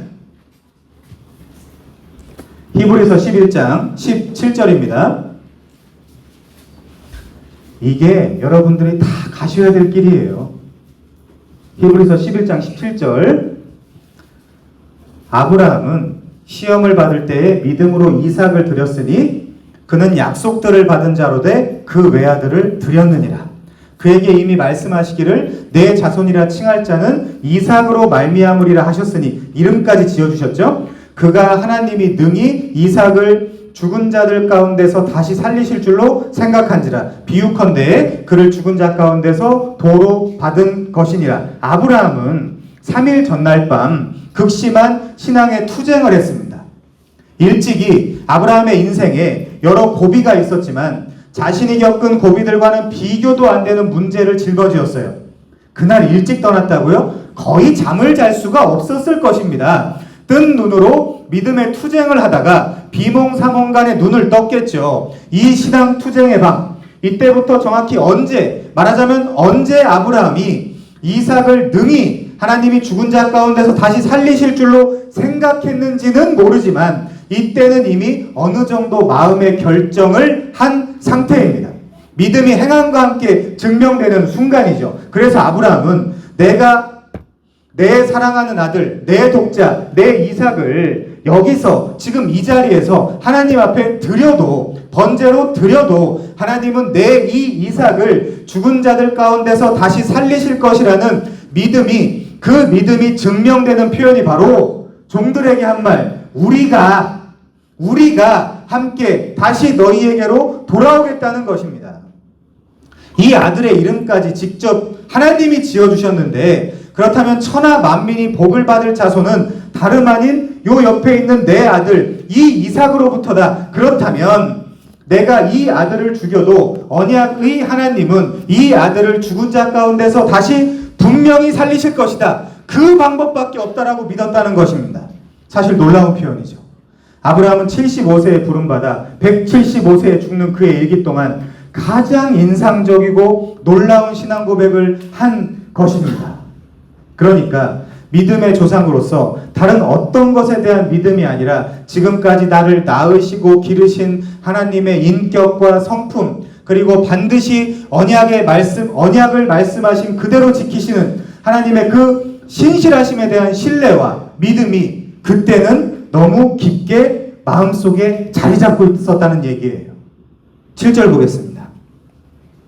바로 그때 이삭이 이렇게 질문해요. 7절입니다. 이삭이 그 아버지 아브라함에게 말하여 이르되 내 아버지여 내 아버지여 하니 그가 이르되 내 아들아 내가 여기 있노라. 이삭이 이르되 불과 나무는 있거니와 번제할 어린 양은 어디 있나이까. 여러분, 이것은 인간이 상상할 수 있는 가장 슬프고 고통스러운 질문입니다. 사랑하는 아들, 내 사랑하는 독자, 내 이삭이, 내 모든 걸 주어도 아깝지 않은 내 아들 이삭이 다른 것도 아니고 콕 집어서 자신에 관한 것, 즉 번제할 어린 양은 어디 있냐고 질문하고 있는 것입니다. 아브라함은 지금 이삭을 번제하기 위해 이 사실을 모르는 이삭과 함께 3일 길을 걸어왔습니다. 그리고 마지막 언덕을 함께 걸어갑니다. 아들의 등에는 다름 아닌 아들 자신을 태울 꽤 많은 양의 무게가 나가는 나무가 실려져 있습니다. 착하고 순한 아들. 아버지가 함께 하나님께 예배하러 가자니까 아무 말 없이 아침에 일찍 일어나 이 길까지 쫄래쫄래 따라왔습니다. 진짜 아버지와 함께 예배하기 위해서요. 그 순종적인 아들. 저희 교회에는 늘 새벽 3, 4시에 자서 나 3, 4시에 일어나는 친구들이 둘 있거든요. 안지 10년이 됐는데도 그게 안 고쳐져요. 사람 고쳐 쓰는 거 아니라 그랬잖아요. 그러면 그 부모의 심정이 어떻겠습니까? 그들이 이 이야기를 들으면 어떡하냐고요? 안 들어요. 걱정하지 마십시오. 자, 그런데 이삭은 이렇게 이들과는 반대로 너무너무 착한 아들이었어요. 노쇠한 아버지를 존중하고 따랐던 거예요. 아버지는 그를 죽이려고 여기까지 데려왔는데 그가 물어봅니다. 아버지, 번제할 양은 어디 있습니까? 라고 말이죠.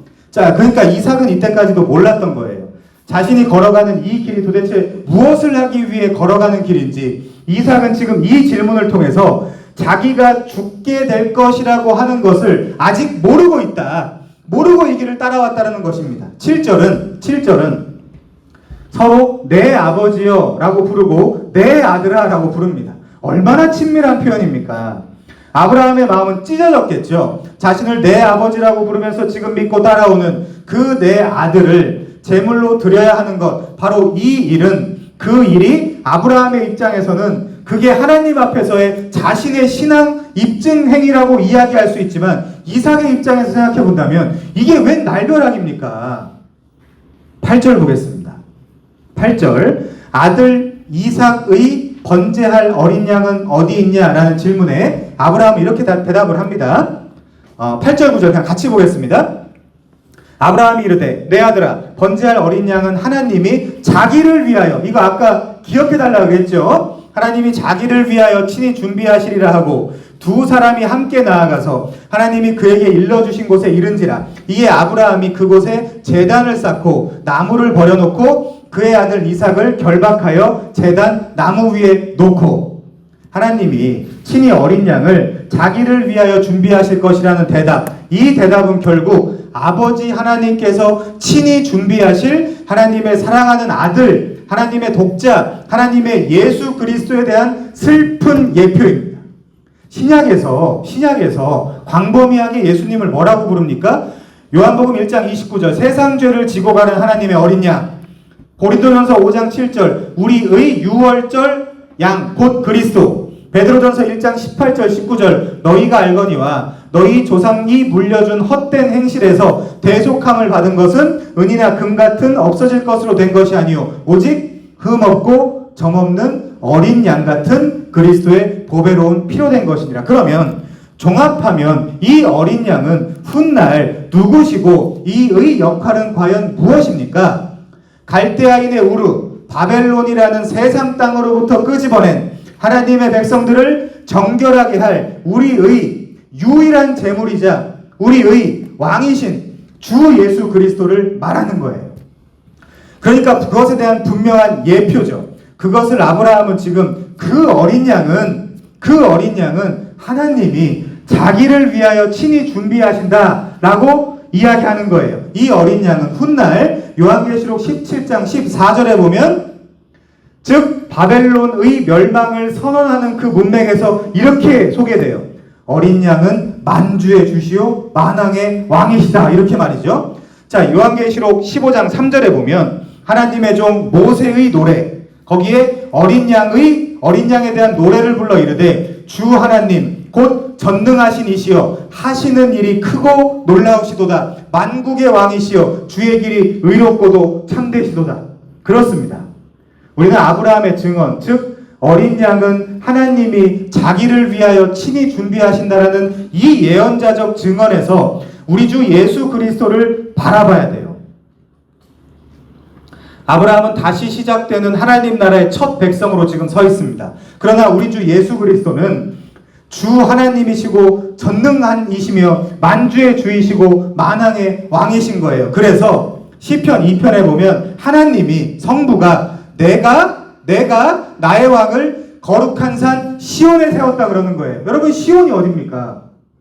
이 시온산은 현재의 이 모리아산을 포함하는 개념이에요. 그렇기 때문에 모리아산이 결국 시온산도 되는 것입니다. 여러분, 이 모리아산, 하나님의 계시, 이 모리아산이 어디입니까? 성경에서 첫 번째, 멜기세덱이 왕이 되어 통치한 장소, 살렘 왕이라 그러잖아요. 그 살렘이 예루살렘이에요. 자, 두 번째, 아브라함이 이삭을 번제로 바치려던 장소. 세 번째, 타작마당이었던 여부스 족속의 땅. 타작이 신약에서 뭐 하죠? 알곡과 가라지를 걸러내는 심판을 이야기하는 거잖아요. 네 번째, 다윗이 왕이 된 장소이며 여부스의 타작마당을 정복하고 다윗성으로 이름을 바꾼 장소. 다섯 번째, 여기서 다윗이 번제를 드려 심판이 그치게 된 장소. 여섯 번째, 바로 이곳에 솔로몬이 성전을 건축하고 그때부터 시온이라는 명칭으로 부른 장소, 성전산. 일곱 번째, 언약궤를 옮겨다 안치한 장소. 마지막 여덟 번째, 훗날 어린 양 예수께서 십자가에 못 박히시는 장소. 그리고 이 장소를 요한계시록에 가면 새하늘과 새 땅을 비유적으로 이루는 새 예루살렘이라는 표현의 근원지인 장소가 바로 이 모리아산이에요. 그러면 이 모리아산에서 무슨 일이 일어나겠습니까?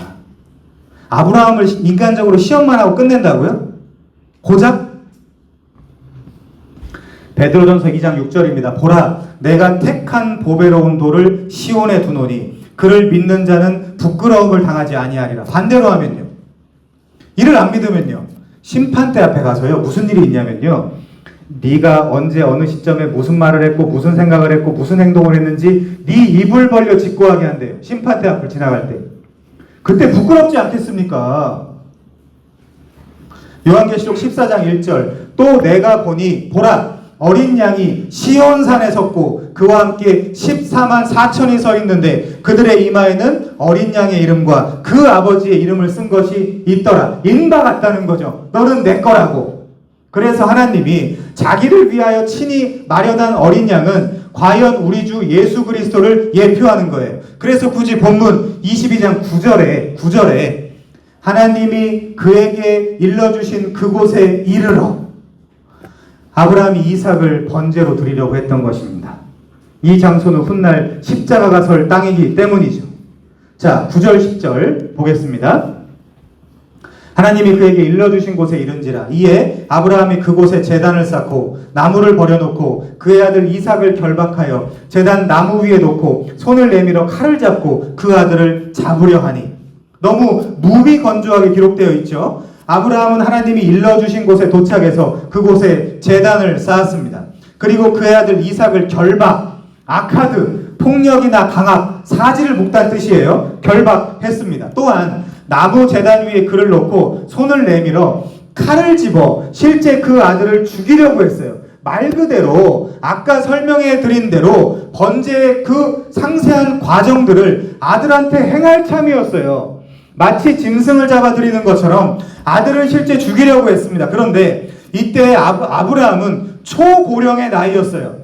아무리 지금보다 오래 살았던 당시라고 하지만 100세가 훌쩍 넘은 할아버지의 나이입니다. 그렇다면 이삭은 아까 말씀드린 대로 10대 후반, 30대 후반까지 추측해 볼 수 있는 건강한 청소년, 청장년의 나이입니다. 그렇다면 얼마든지 자기가 받아들일 때 이 폭력에 항거할 수 있는 나이예요. 이삭 입장에서 너무나 폭력적이지 않습니까? 아버지 제정신입니까? 매일 말씀하셨잖아요. 너는 하늘의 하나님의 약속으로 그 언약으로 탄생한 기적의 아이라고요. 그런 저를 지금 죽이려 하십니까? 라고 말하고 이 고령의 아버지를 밀쳐버리면 끝이에요. 도망가면 끝이에요. 얼마든지 이 자리를 피할 수 있는 나이입니다. 그런데 그런 모습들이 기록되어 있지 않아요. 이삭은 순순히 결박당한 것입니다. 그리고 자신을 번제로 드릴 때 그 모든 과정을 전부 다 온전히 하라는 듯 얌전히 받아들이고 있습니다. 우리 주님은 어떠셨습니까? 이사야 53장 7절입니다. 그가 곤욕을 당하여 괴로울 때에도 그의 입을 열지 아니하였으며 마치 도수장에 끌려가는 어린 양과 털 깎는 자 앞에서 잠잠한 양같이 그의 입을 열지 아니하였도다. 그렇습니다. 이 이삭의 태도 또한 우리 주 예수의 잠잠한 그 온전한 순종을 떠올리게 하는 거예요. 얼마든지 반항할 수 있고 얼마든지 자리를 뜰 수 있습니다. 그렇지만 그는 그렇게 하지 않았어요. 털 깎는 자 앞의 어린 양처럼 잠잠히 아버지 하시는 일에 순응하고 있었던 것입니다. 이런 모든 장면이 다 예수님이 십자가를 지시고 갈보리에 오르셨으며 그 십자가에서 죽으시는 모든 장면과 밑에서 끊임없이 네가 거기서 내려와라. 너를 구원하라. 그리하여 네가 하나님의 아들 그리스도라는 것을 스스로 증명하라. 라는 요구에도 아무 말씀도 안 하시고 끝까지 반응하지 않고 아버지의 뜻에 온전히 순종한 우리 주 예수의 모습을 보게 하는 것입니다. 이때 이미 아브라함은 이 번제의 실행 단계에서 이제는 서슴지 않고 자신의 독생자 이삭을 제물로 드리기 위해 고령의 노인이지만은 칼을 뽑아 들었고 실제 이 일을 실제로 진행하려고 했습니다. 더 이상 머뭇거림이 없습니다. 예를 들어 내가 칼을 뽑기까지 했으니까 하나님이 그만두시라고 하시겠지. 칼을 뽑아서 예를 들면 내리치는 각 프레임마다, 그쵸? 각 프레임마다 설마 하나님이 중지시켜 주시겠지 라고 생각하지 않았습니다. 번개라도 치겠지. 옛 드라마 무슨 허준처럼 누군가가 멈추시오라고 하겠지. 그런 생각을 하지 않았어요. 그저 아브라함은 내 아들의 이름까지 직접 지어주신 하나님이 내가 이 아들을 죽여도 이 아들을 죽은 자 가운데서 이 이삭을 분명히 일으켜 주실 것이다. 왜? 이 이삭은 약속의 자손이니까요. 이 이삭 그리고 이 후손을 통해서 천하 만민이 복을 받아야 되니까요. 고령의 아브라함은 아들을 결박한 후에 칼을 듭니다. 10절에 잡으려 하더니 라고 번역된 샤하트는 나 잡아봐라 정도가 아니고 구약에서 짐승을 도륙하거나 짐승의 목을 자르거나 사람을 살해할 때 사용되던 단어예요. 실제 아들을 그렇게 죽이려고 했습니다. 더 이상 눈물도 없습니다. 비장한 표정을 지으며 지난 명령을 받은 날로부터 이 땅에 걸어온 3일을 포함한 총 나흘간의 신앙의 사투를 벌인 끝에 기진맥진한 상태이지만은 온몸의 힘을 자신의 팔에 쏟아부어 자신이 들고 있는 칼을 높이 들고 이삭의 시선은 이삭의 목을 향합니다. 갈등도 없고 두려움도 없습니다. 머뭇거림도 없어요. 이제는 오직 믿음의 순종만 있을 뿐입니다. 그렇게 남아있지도 않은 힘으로 칼을 내리치려고 하늘로 번쩍 더 손을 최대한 올리는 그 순간 갑자기 여호와의 사자가 등장합니다. 그 11절이에요. 11절, 12절 같이 보겠습니다. 여호와의 사자가 하늘에서부터 그를 불러 이르시되 아브라함아 아브라함아 하시는지라. 아브라함이 이르되 내가 여기 있나이다 하매 사자가 이르시되 그 아이에게 네 손을 대지 마라. 그에게 아무 일도 하지 마라. 네가 네 아들 네 독자까지도 내게 아끼지 아니하였으니 내가 이제야 네가 하나님을 경외하는 줄을 아노라. 아브라함은 온몸에 힘이 다 빠져나갑니다. 엎드려 눈물 콧물을 쏟으며 그렇지, 우리 하나님이 인신제사를 기뻐할 뿐이 아니시지. 그렇지, 내 아들, 아니 하나님의 아들 이삭을 이렇게 죽일 뿐이 아니시지 하면서 목 놓아 웁니다. 이것은 자신만의 시험이었기 때문에 지금 아무것도 모르고 있을, 그래서 너무너무 미안한 이삭을 칼을 냅다 던져놓고 엎드려서 바라봐요. 이삭도 웁니다. 어찌된 일인지는 잘 모르겠지만 모든 것이 다 잘된 것만 같습니다. 그래, 하나님이 이 부족한 자의 믿음을 테스트하셨고 그간 나의 신앙을 바로 이 자리에서 입증하셨구나. 결과적으로 아브라함에게는 해피엔딩입니다. 여호와의 사자께서 아브라함아 아브라함아 라고 2번 부르신 것은 급하게 불렀다는 뜻이에요. 성경에서 급한 상황에서는 꼭 2번 부르는 걸로 나타나 있거든요. 여러분도 아실 것입니다. 사실 하나님은 인신제사를 원하신 적도 없고 오히려 싫어하세요. 동물제사도 싫어하세요. 혐오하십니다. 아브라함의 이 모리아 산까지의 여정은 믿음의 조상 아브라함을 마침내 복주기 위한 하나님의 시험이었던 것입니다. 아브라함은 얼른 사랑하는 아들 독자 이삭을 풀어줍니다.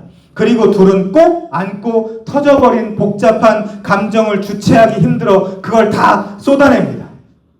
손을 들어 터진 눈물을 닦고 보니 놀랍게도 아까는 보이지 않던 것이 하나 보입니다. 그게 13절입니다.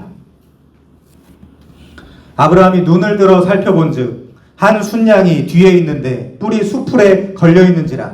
아브라함이 가서 그 순양을 가져다가 아들을 대신하여 번제로 드렸더라. 근처에 웬 순양이 있는 것이었습니다. 그것도 뿔이 수풀, 영어로 하면 시켓, 수풀에 걸려 있어요. 이것은 물론 덤불이라고 번역할 수 있어요. 이 순양 역시도 머리에 가시덤불을 뒤집어 쓰신, 그래서 그 가시 면류관을 쓰고 고초를 당하신 화목제물로 드려진 그리스도를 연상케 하지요. 여기서도 수풀을, 덤불을 끊고 탈출하지 않은 잠잠한 양의 모습에서 그리스도의 향기가 물씬 풍겨나는 것입니다. 이 양을 자기 대신 번제로 드림으로 아브라함과 이삭은 해피엔딩을 맞이했습니다. 아브라함의 믿음이 순종으로, 행함으로 완성되었죠. 그렇습니다. 말씀이 이루어졌고 아브라함이 이삭을 드린 행함으로, 그게 야고보서 2장 21절 이하에 나오잖아요. 그 행함으로 자신의 믿음을 증명하기까지는 절대로 하루아침에 되는 일이 아니었습니다. 우르부터 지금까지 따라다니신 하나님, 동시대에 산 욥의 고백처럼 사람이 무엇이기에 주께서 그를 크게 만드사 그에게 마음을 두시고 아침마다 나를 건징하시며 순간마다 나를 단련하십니까? 왜 주께서는 내게서 눈을 돌이키시지 아니하시며 침 삼킬 동안도 나를 놓지 아니하시기를 어느 때까지 하시리이까? 의 외침이 25년간 쌓여져 왔던 것입니다. 시편 기자의 고백처럼 주의 심판은 의로우시고 주께서 나를 괴롭게 하심은 주의 성실하심 때문입니다. 이것입니다. 이 의로우신 재판장 되시는 하나님이 왜 아브라함을, 그리고 여러분을 소위 괴롭게 자꾸 따라다니십니까? 이유는 아주 고전적입니다. 반대자들은 식상하고 진부하다라고 여기는 단 하나의 이유입니다. 사랑입니다. 하나님은 사랑이시기 때문에 자기 백성이 잘못된 길로 가는 것을 두고 볼 수 없는 것입니다. 이분이 여러분의 진정한 부모요, 왕이요, 애인이요, 부부인 것입니다. 부족하고 깨지고 왜곡된 모양이지만 부모가 있고 왕이 있고 이 세상에 부부가 존재하는 것은 모두 다 이 하나님을 어느 면이라도 일면이라도 보여주라고 임시적이고 한시적으로 존재하는 것입니다. 이제 마지막 14절을 보겠습니다.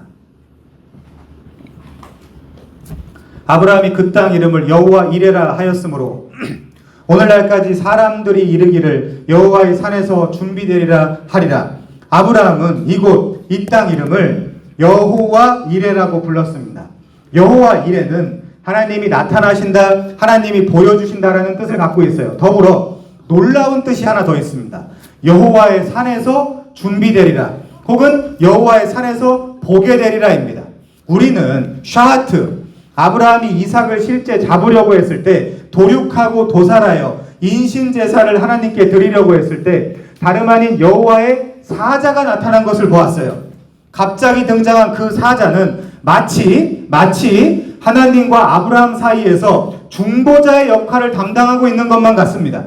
갑자기 나타난 여호와의 사자는 이삭을 통한 이 인신제사를 당장 멈추라는 것입니다. 왜요?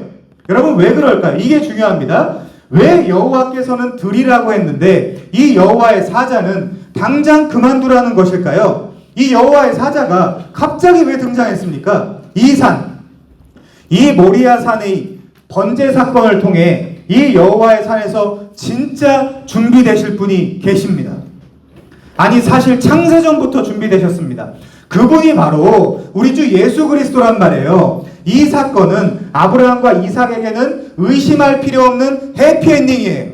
줄곧 하나님이 여호와께서 1절 2절 잘 보세요. 1절 2절 줄곧 하나님이 여호와께서, 그렇죠? 하나님이 여호와께서 말씀하시다가 갑자기 14절에 와서 여호와의 사자가 말씀하시는 것으로 표현되고 있습니다. 아버지는 갑자기 침묵해요. 여러분, 오늘 우리가 살펴본 이 아브라함과 이삭이 걸어갈 이 비아 돌로로사, 고통의 길, 순환의 길, 십자가의 길이란 뜻이거든요. 이 길을 약 2000여 년 후에 성부와 성자가 함께 걸어가야 됩니다. 저는 압니다. 분명히 알아요. 우리를 사랑하시기 때문에 자기 백성들을 구원하기 위하여 기꺼이 성부와 성자 두 분이 함께 이 길을 동행하실 것입니다. 하나님이 자기를 위하여 제물을 준비한다는 것은 그만큼 여러분을 구원하고 싶다는 뜻이에요. 여러분을 구원하기 위해 그 제물은 자기가 준비한다는 거예요. 그 방법밖에 없습니다. 그래서 한편에서는 지독한 새드 엔딩이기도 해요.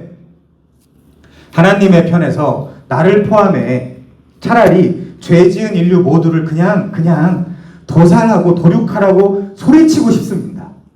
22장 1절은 분명 하나님이 아브라함을 불렀다 그러죠. 그럼 22장 2절은 여호와께서 그에게 말씀하셨다라고 합니다. 엘로힘 여호와. 그런데 이 시험의 극적인 순간, 즉 아브라함이 온 힘을 다하여 정신을 집중하여 이삭을 도륙하고 도살하려던 그 순간에 굳이 성경은 굳이 여호와의 사자가 나타나 이 이해하기 힘든 인신 제사를 중단시킵니다.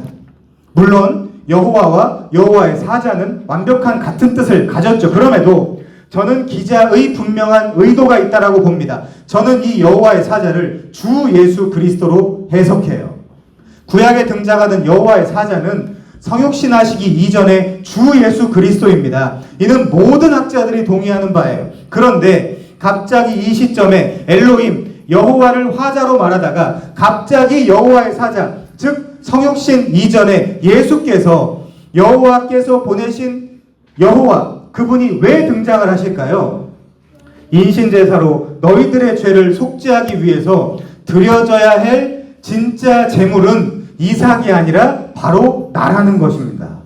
아브라함이나 이삭이나 야곱, 이스라엘 백성이 하나님의 언약을 성취하는 것이 아니라 나 여호와의 사랑하는 아들, 여호와의 독자, 여호와의 예수가 하나님이 일러주신 곳 바로 이 골고다, 이 갈보리 언덕에서 훗날 다름 아닌 인신제사로 내가 드려져야 된다는 거예요.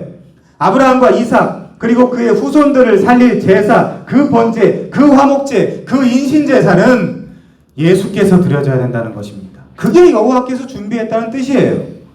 그리고 아들은 그것을 실제 감당했고 아버지도 침묵으로 그 고통의 시간을 함께 하셨어요. 아브라함과 이삭처럼.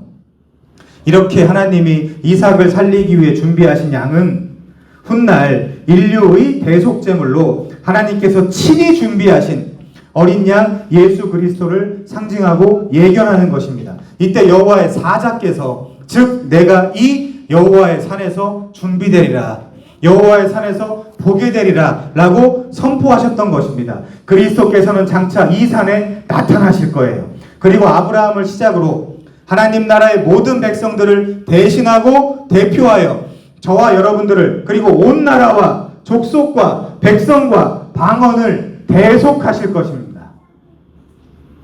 하나님이 친히 마련하신 양의 죽음을 통해 이삭도 살아나고 사실상 모든 소망과 희망이 끊어져 죽은 것과 다름없는 아브라함도 소성케 되었습니다. 이날은 아브라함이 브엘세바를 떠난 지 사흘째 되는 날이에요. 그렇죠? 출애굽기 12장에 보면 어린 양을 잡을 때 사흘을 간직하였다가 그때 바치라고 합니다. 이런 이유로도 하나님이 친히 마련하신 이 양은 예수 그리스도의 예표가 됩니다. 그래서 이들에게는 분명 해피엔딩이에요. 인류에게는 해피엔딩입니다. 그러나 한편에서는 우리가 놓치지 말아야 할 분명한 사실이 있으니 한편에서는 하나님의 큰 희생이 나타난 참으로 절절한 새드 엔딩이기도 합니다. 여러분, 부디 이 거룩한 여호와 이레라는 개념을 하나님이 무슨 대학이나 직장이나 결혼을 준비해 주신다라는 말도 안 되는, 정말 참남한 곳에 사용하시지 않기를 바랍니다. 이 표현은 거룩한 구원 사역에 등장하는 성경 전체에서 바로 여기서만 사용되는 놀라운 개념이에요. 내가 너희들의 제물 예수를 준비하겠다. 그 예수가 이 모리아, 이 여호와의 산에서 나타날 것이다. 갈라디아 3장 16절 마지막, 이 약속들은 아브라함과 그 자손에게 말씀하신 것인데 여럿을 가리켜 그 자손들이라 하지 아니하시고 오직 한 사람을 가리켜 네 자손이라 하셨으니 곧 그리스도라. 하나님은 분명 표면적으로 아브라함과 훗날 이삭과 야곱에게 약속하시고 언약하셨습니다. 그러나 신약의 사도 바울은 하나님이 이들과 하신 약속은 아브라함과 그 자손에게 하셨다라고 말하면서 그 자손은 곧 그리스도라고 말하고 있는 것입니다. 그렇다면 이 모리아, 성전산, 골고다, 갈보리에 나타난 여호와의 사자, 하나님의 진짜 자손인 예수와 언약을 맺었다라는 논리가 성립되는 것입니다. 그리고 이 언약은 예수만이 성취할 수 있어요. 예수만이 성취할 수 있습니다. 그래서 창세기 22장은 이렇게 아브라함과 이삭, 한 믿음의 아버지와 아들의 실제 한편의 아름다운 신앙 입증기입니다. 그러나 우리는 거기서 한 걸음 더 나가야 돼요. 이 본문에서도 우리는 그리스도를 발견해야 됩니다. 오늘 본문에서 중요한 한 가지는 바로 이 자리에서 새로 세울 하나님 나라의 첫 백성 아브라함의 믿음을 시험하고 입증한 것입니다. 그리고 그것보다 훨씬 더 중요한 한 가지는 하나님께서 바로 이 자리, 이 모리아산, 훗날 성전산이 되고 십자가가 세워지는 바로 이 산에서 속죄의 방식을 만천하에 선포한 것입니다. 여호와의 산에서 준비되리라. 그렇죠? 그래서 여호와의 사자는 본문에서 아브라함에게 네가 네 아들, 네 독자까지도 내게 아끼지 아니하였다. 에프에이소, LXX, 에프에이소라고 말합니다. 이거를 사도 바울은 이렇게 이야기해요. 로마서 8장 32절. 자기 아들을 아끼지 아니하시고 에프에이사토, 자기 아들을 아끼지 아니하시고 우리 모든 사람을 위하여 내어주시니까 그 아들과 함께 모든 것을 우리에게 주시지 않겠느냐. 이렇게 70인역 히브리어를 헬라어로 트랜스레이트 한 성경은 동일한 단어를 사용해요. 하나님이 자기를 위하여 번제할 양을 준비시키신다는 것은 우리를 구원하시고자 했다라는 것입니다. 훗날 성부께서는 오늘의 이 모리아산의 여정과 같이 자신의 아들을 골고다에서 아끼지 아니하시고 내어주셨습니다. 그래서 아브라함은 해피엔딩이에요. 그래서 예수님은 곧 여호와의 사자는 훗날 이 장면을 회상하면서 다음과 같이 말씀하세요. 요한복음 8장 56절. 너희의 조상 아브라함은 나의 때 볼 것을 즐거워하다가 보고 기뻐하였느니라. 해피엔딩이에요. 그러나 진짜 약속의 우선 예수, 그리고 그의 진짜 아버지, 과연 성부 하나님은 어떤 엔딩일까요? 어떤 엔딩일까요? 또한 성자도 털 깎는 자 앞에서의 장장한 양처럼 이 모리아산에서의 번제와 같이 자신의 재물됨을 담담하게 받아들이셨습니다. 여러분, 우리 예배자들은 이 사실을 분명하게 각인해야 돼요. 결국 이 모리아산에서 믿음의 조상 아브라함은 예수의 때를 보고 기뻐하였던 것입니다. 하나님 나라의 구속이, 하나님 나라의 대속이, 하나님의 사랑하는 아들, 하나님의 독생자, 하나님의 예수로 이루어지겠구나 라고 알게 된 것입니다. 나와 내 생명을 여호와의 사자께서 보존하여 주셨지만 하나님은 진짜 인신제사를 받기는 받으셨구나. 주 예수께서 자신을 하나님 앞에 인신제사로 드리셨구나. 우리를 위해, 나를 위해, 그리고 나를 점도 없고 흠도 없는 하나님의 놀라운 백성으로, 그 신부로 만들어주셨구나. 여러분, 이것이 바로 인생길 위에서 만난 복음입니다. 아브라함의 인생길 위에서 만난 복음. 여러분은 어떻습니까? 아브라함은 믿음의 조상이었어요. 그 말은 그 믿음의 길, 그 신앙의 길이 이렇게 펼쳐진다는 것을 미리 보여주는 인물이라는 뜻입니다. forefather.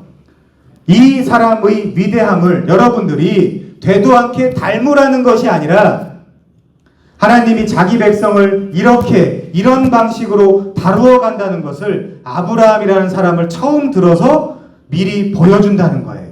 그러면 여러분의 인생은 어떻겠습니까? 여러분의 인생도 이 아브라함이 걸은 인생길과 똑같이 진행되지 않을까요? 물론 다 이 길을 걷지 않습니다. 복음을 만난 자만이 칭의, 성화, 영화의 과정, 단순한 도식이지만 이 과정을 통해 이 아브라함과 함께 동일한 복을 받게 되는 것입니다. 갈대아우르, 바벨론이라는 이 세상에서 여러분을 부르시고 마침내 가나안에 가는 그 긴 과정 속에서 연단받고 훈련받아 여러분들 하나님이 가장 기뻐하시고 예뻐하시는 그런 모습으로 하나님이 직접 여러분의 인생 속에 침투에 들어오셔서 만들어 가시지 않겠습니까? 이것이 인생길 위에서 만난 복음의 실체입니다. 성부께서 아끼지 아니하시고 에이사토 아끼지 아니하시고 자기 아들을 내어주셨어요. 이 모든 고통스럽고 괴롭고 힘든 과정이 종국에는 삼위 하나님까지도 해피엔딩으로 끝날 수 있도록 전하보다 귀한 한 영혼이 우리의 이 4월교회가 하나님 나라에 초대받고 들어가게 되는 시간이기를 바랍니다. 부디 이 인생길 그리스도와 함께 잘 걸어가시는 귀하고 진정한 복된 여러분들 되시기를 바랍니다. 우리 함께 찬양하고 기도하겠습니다.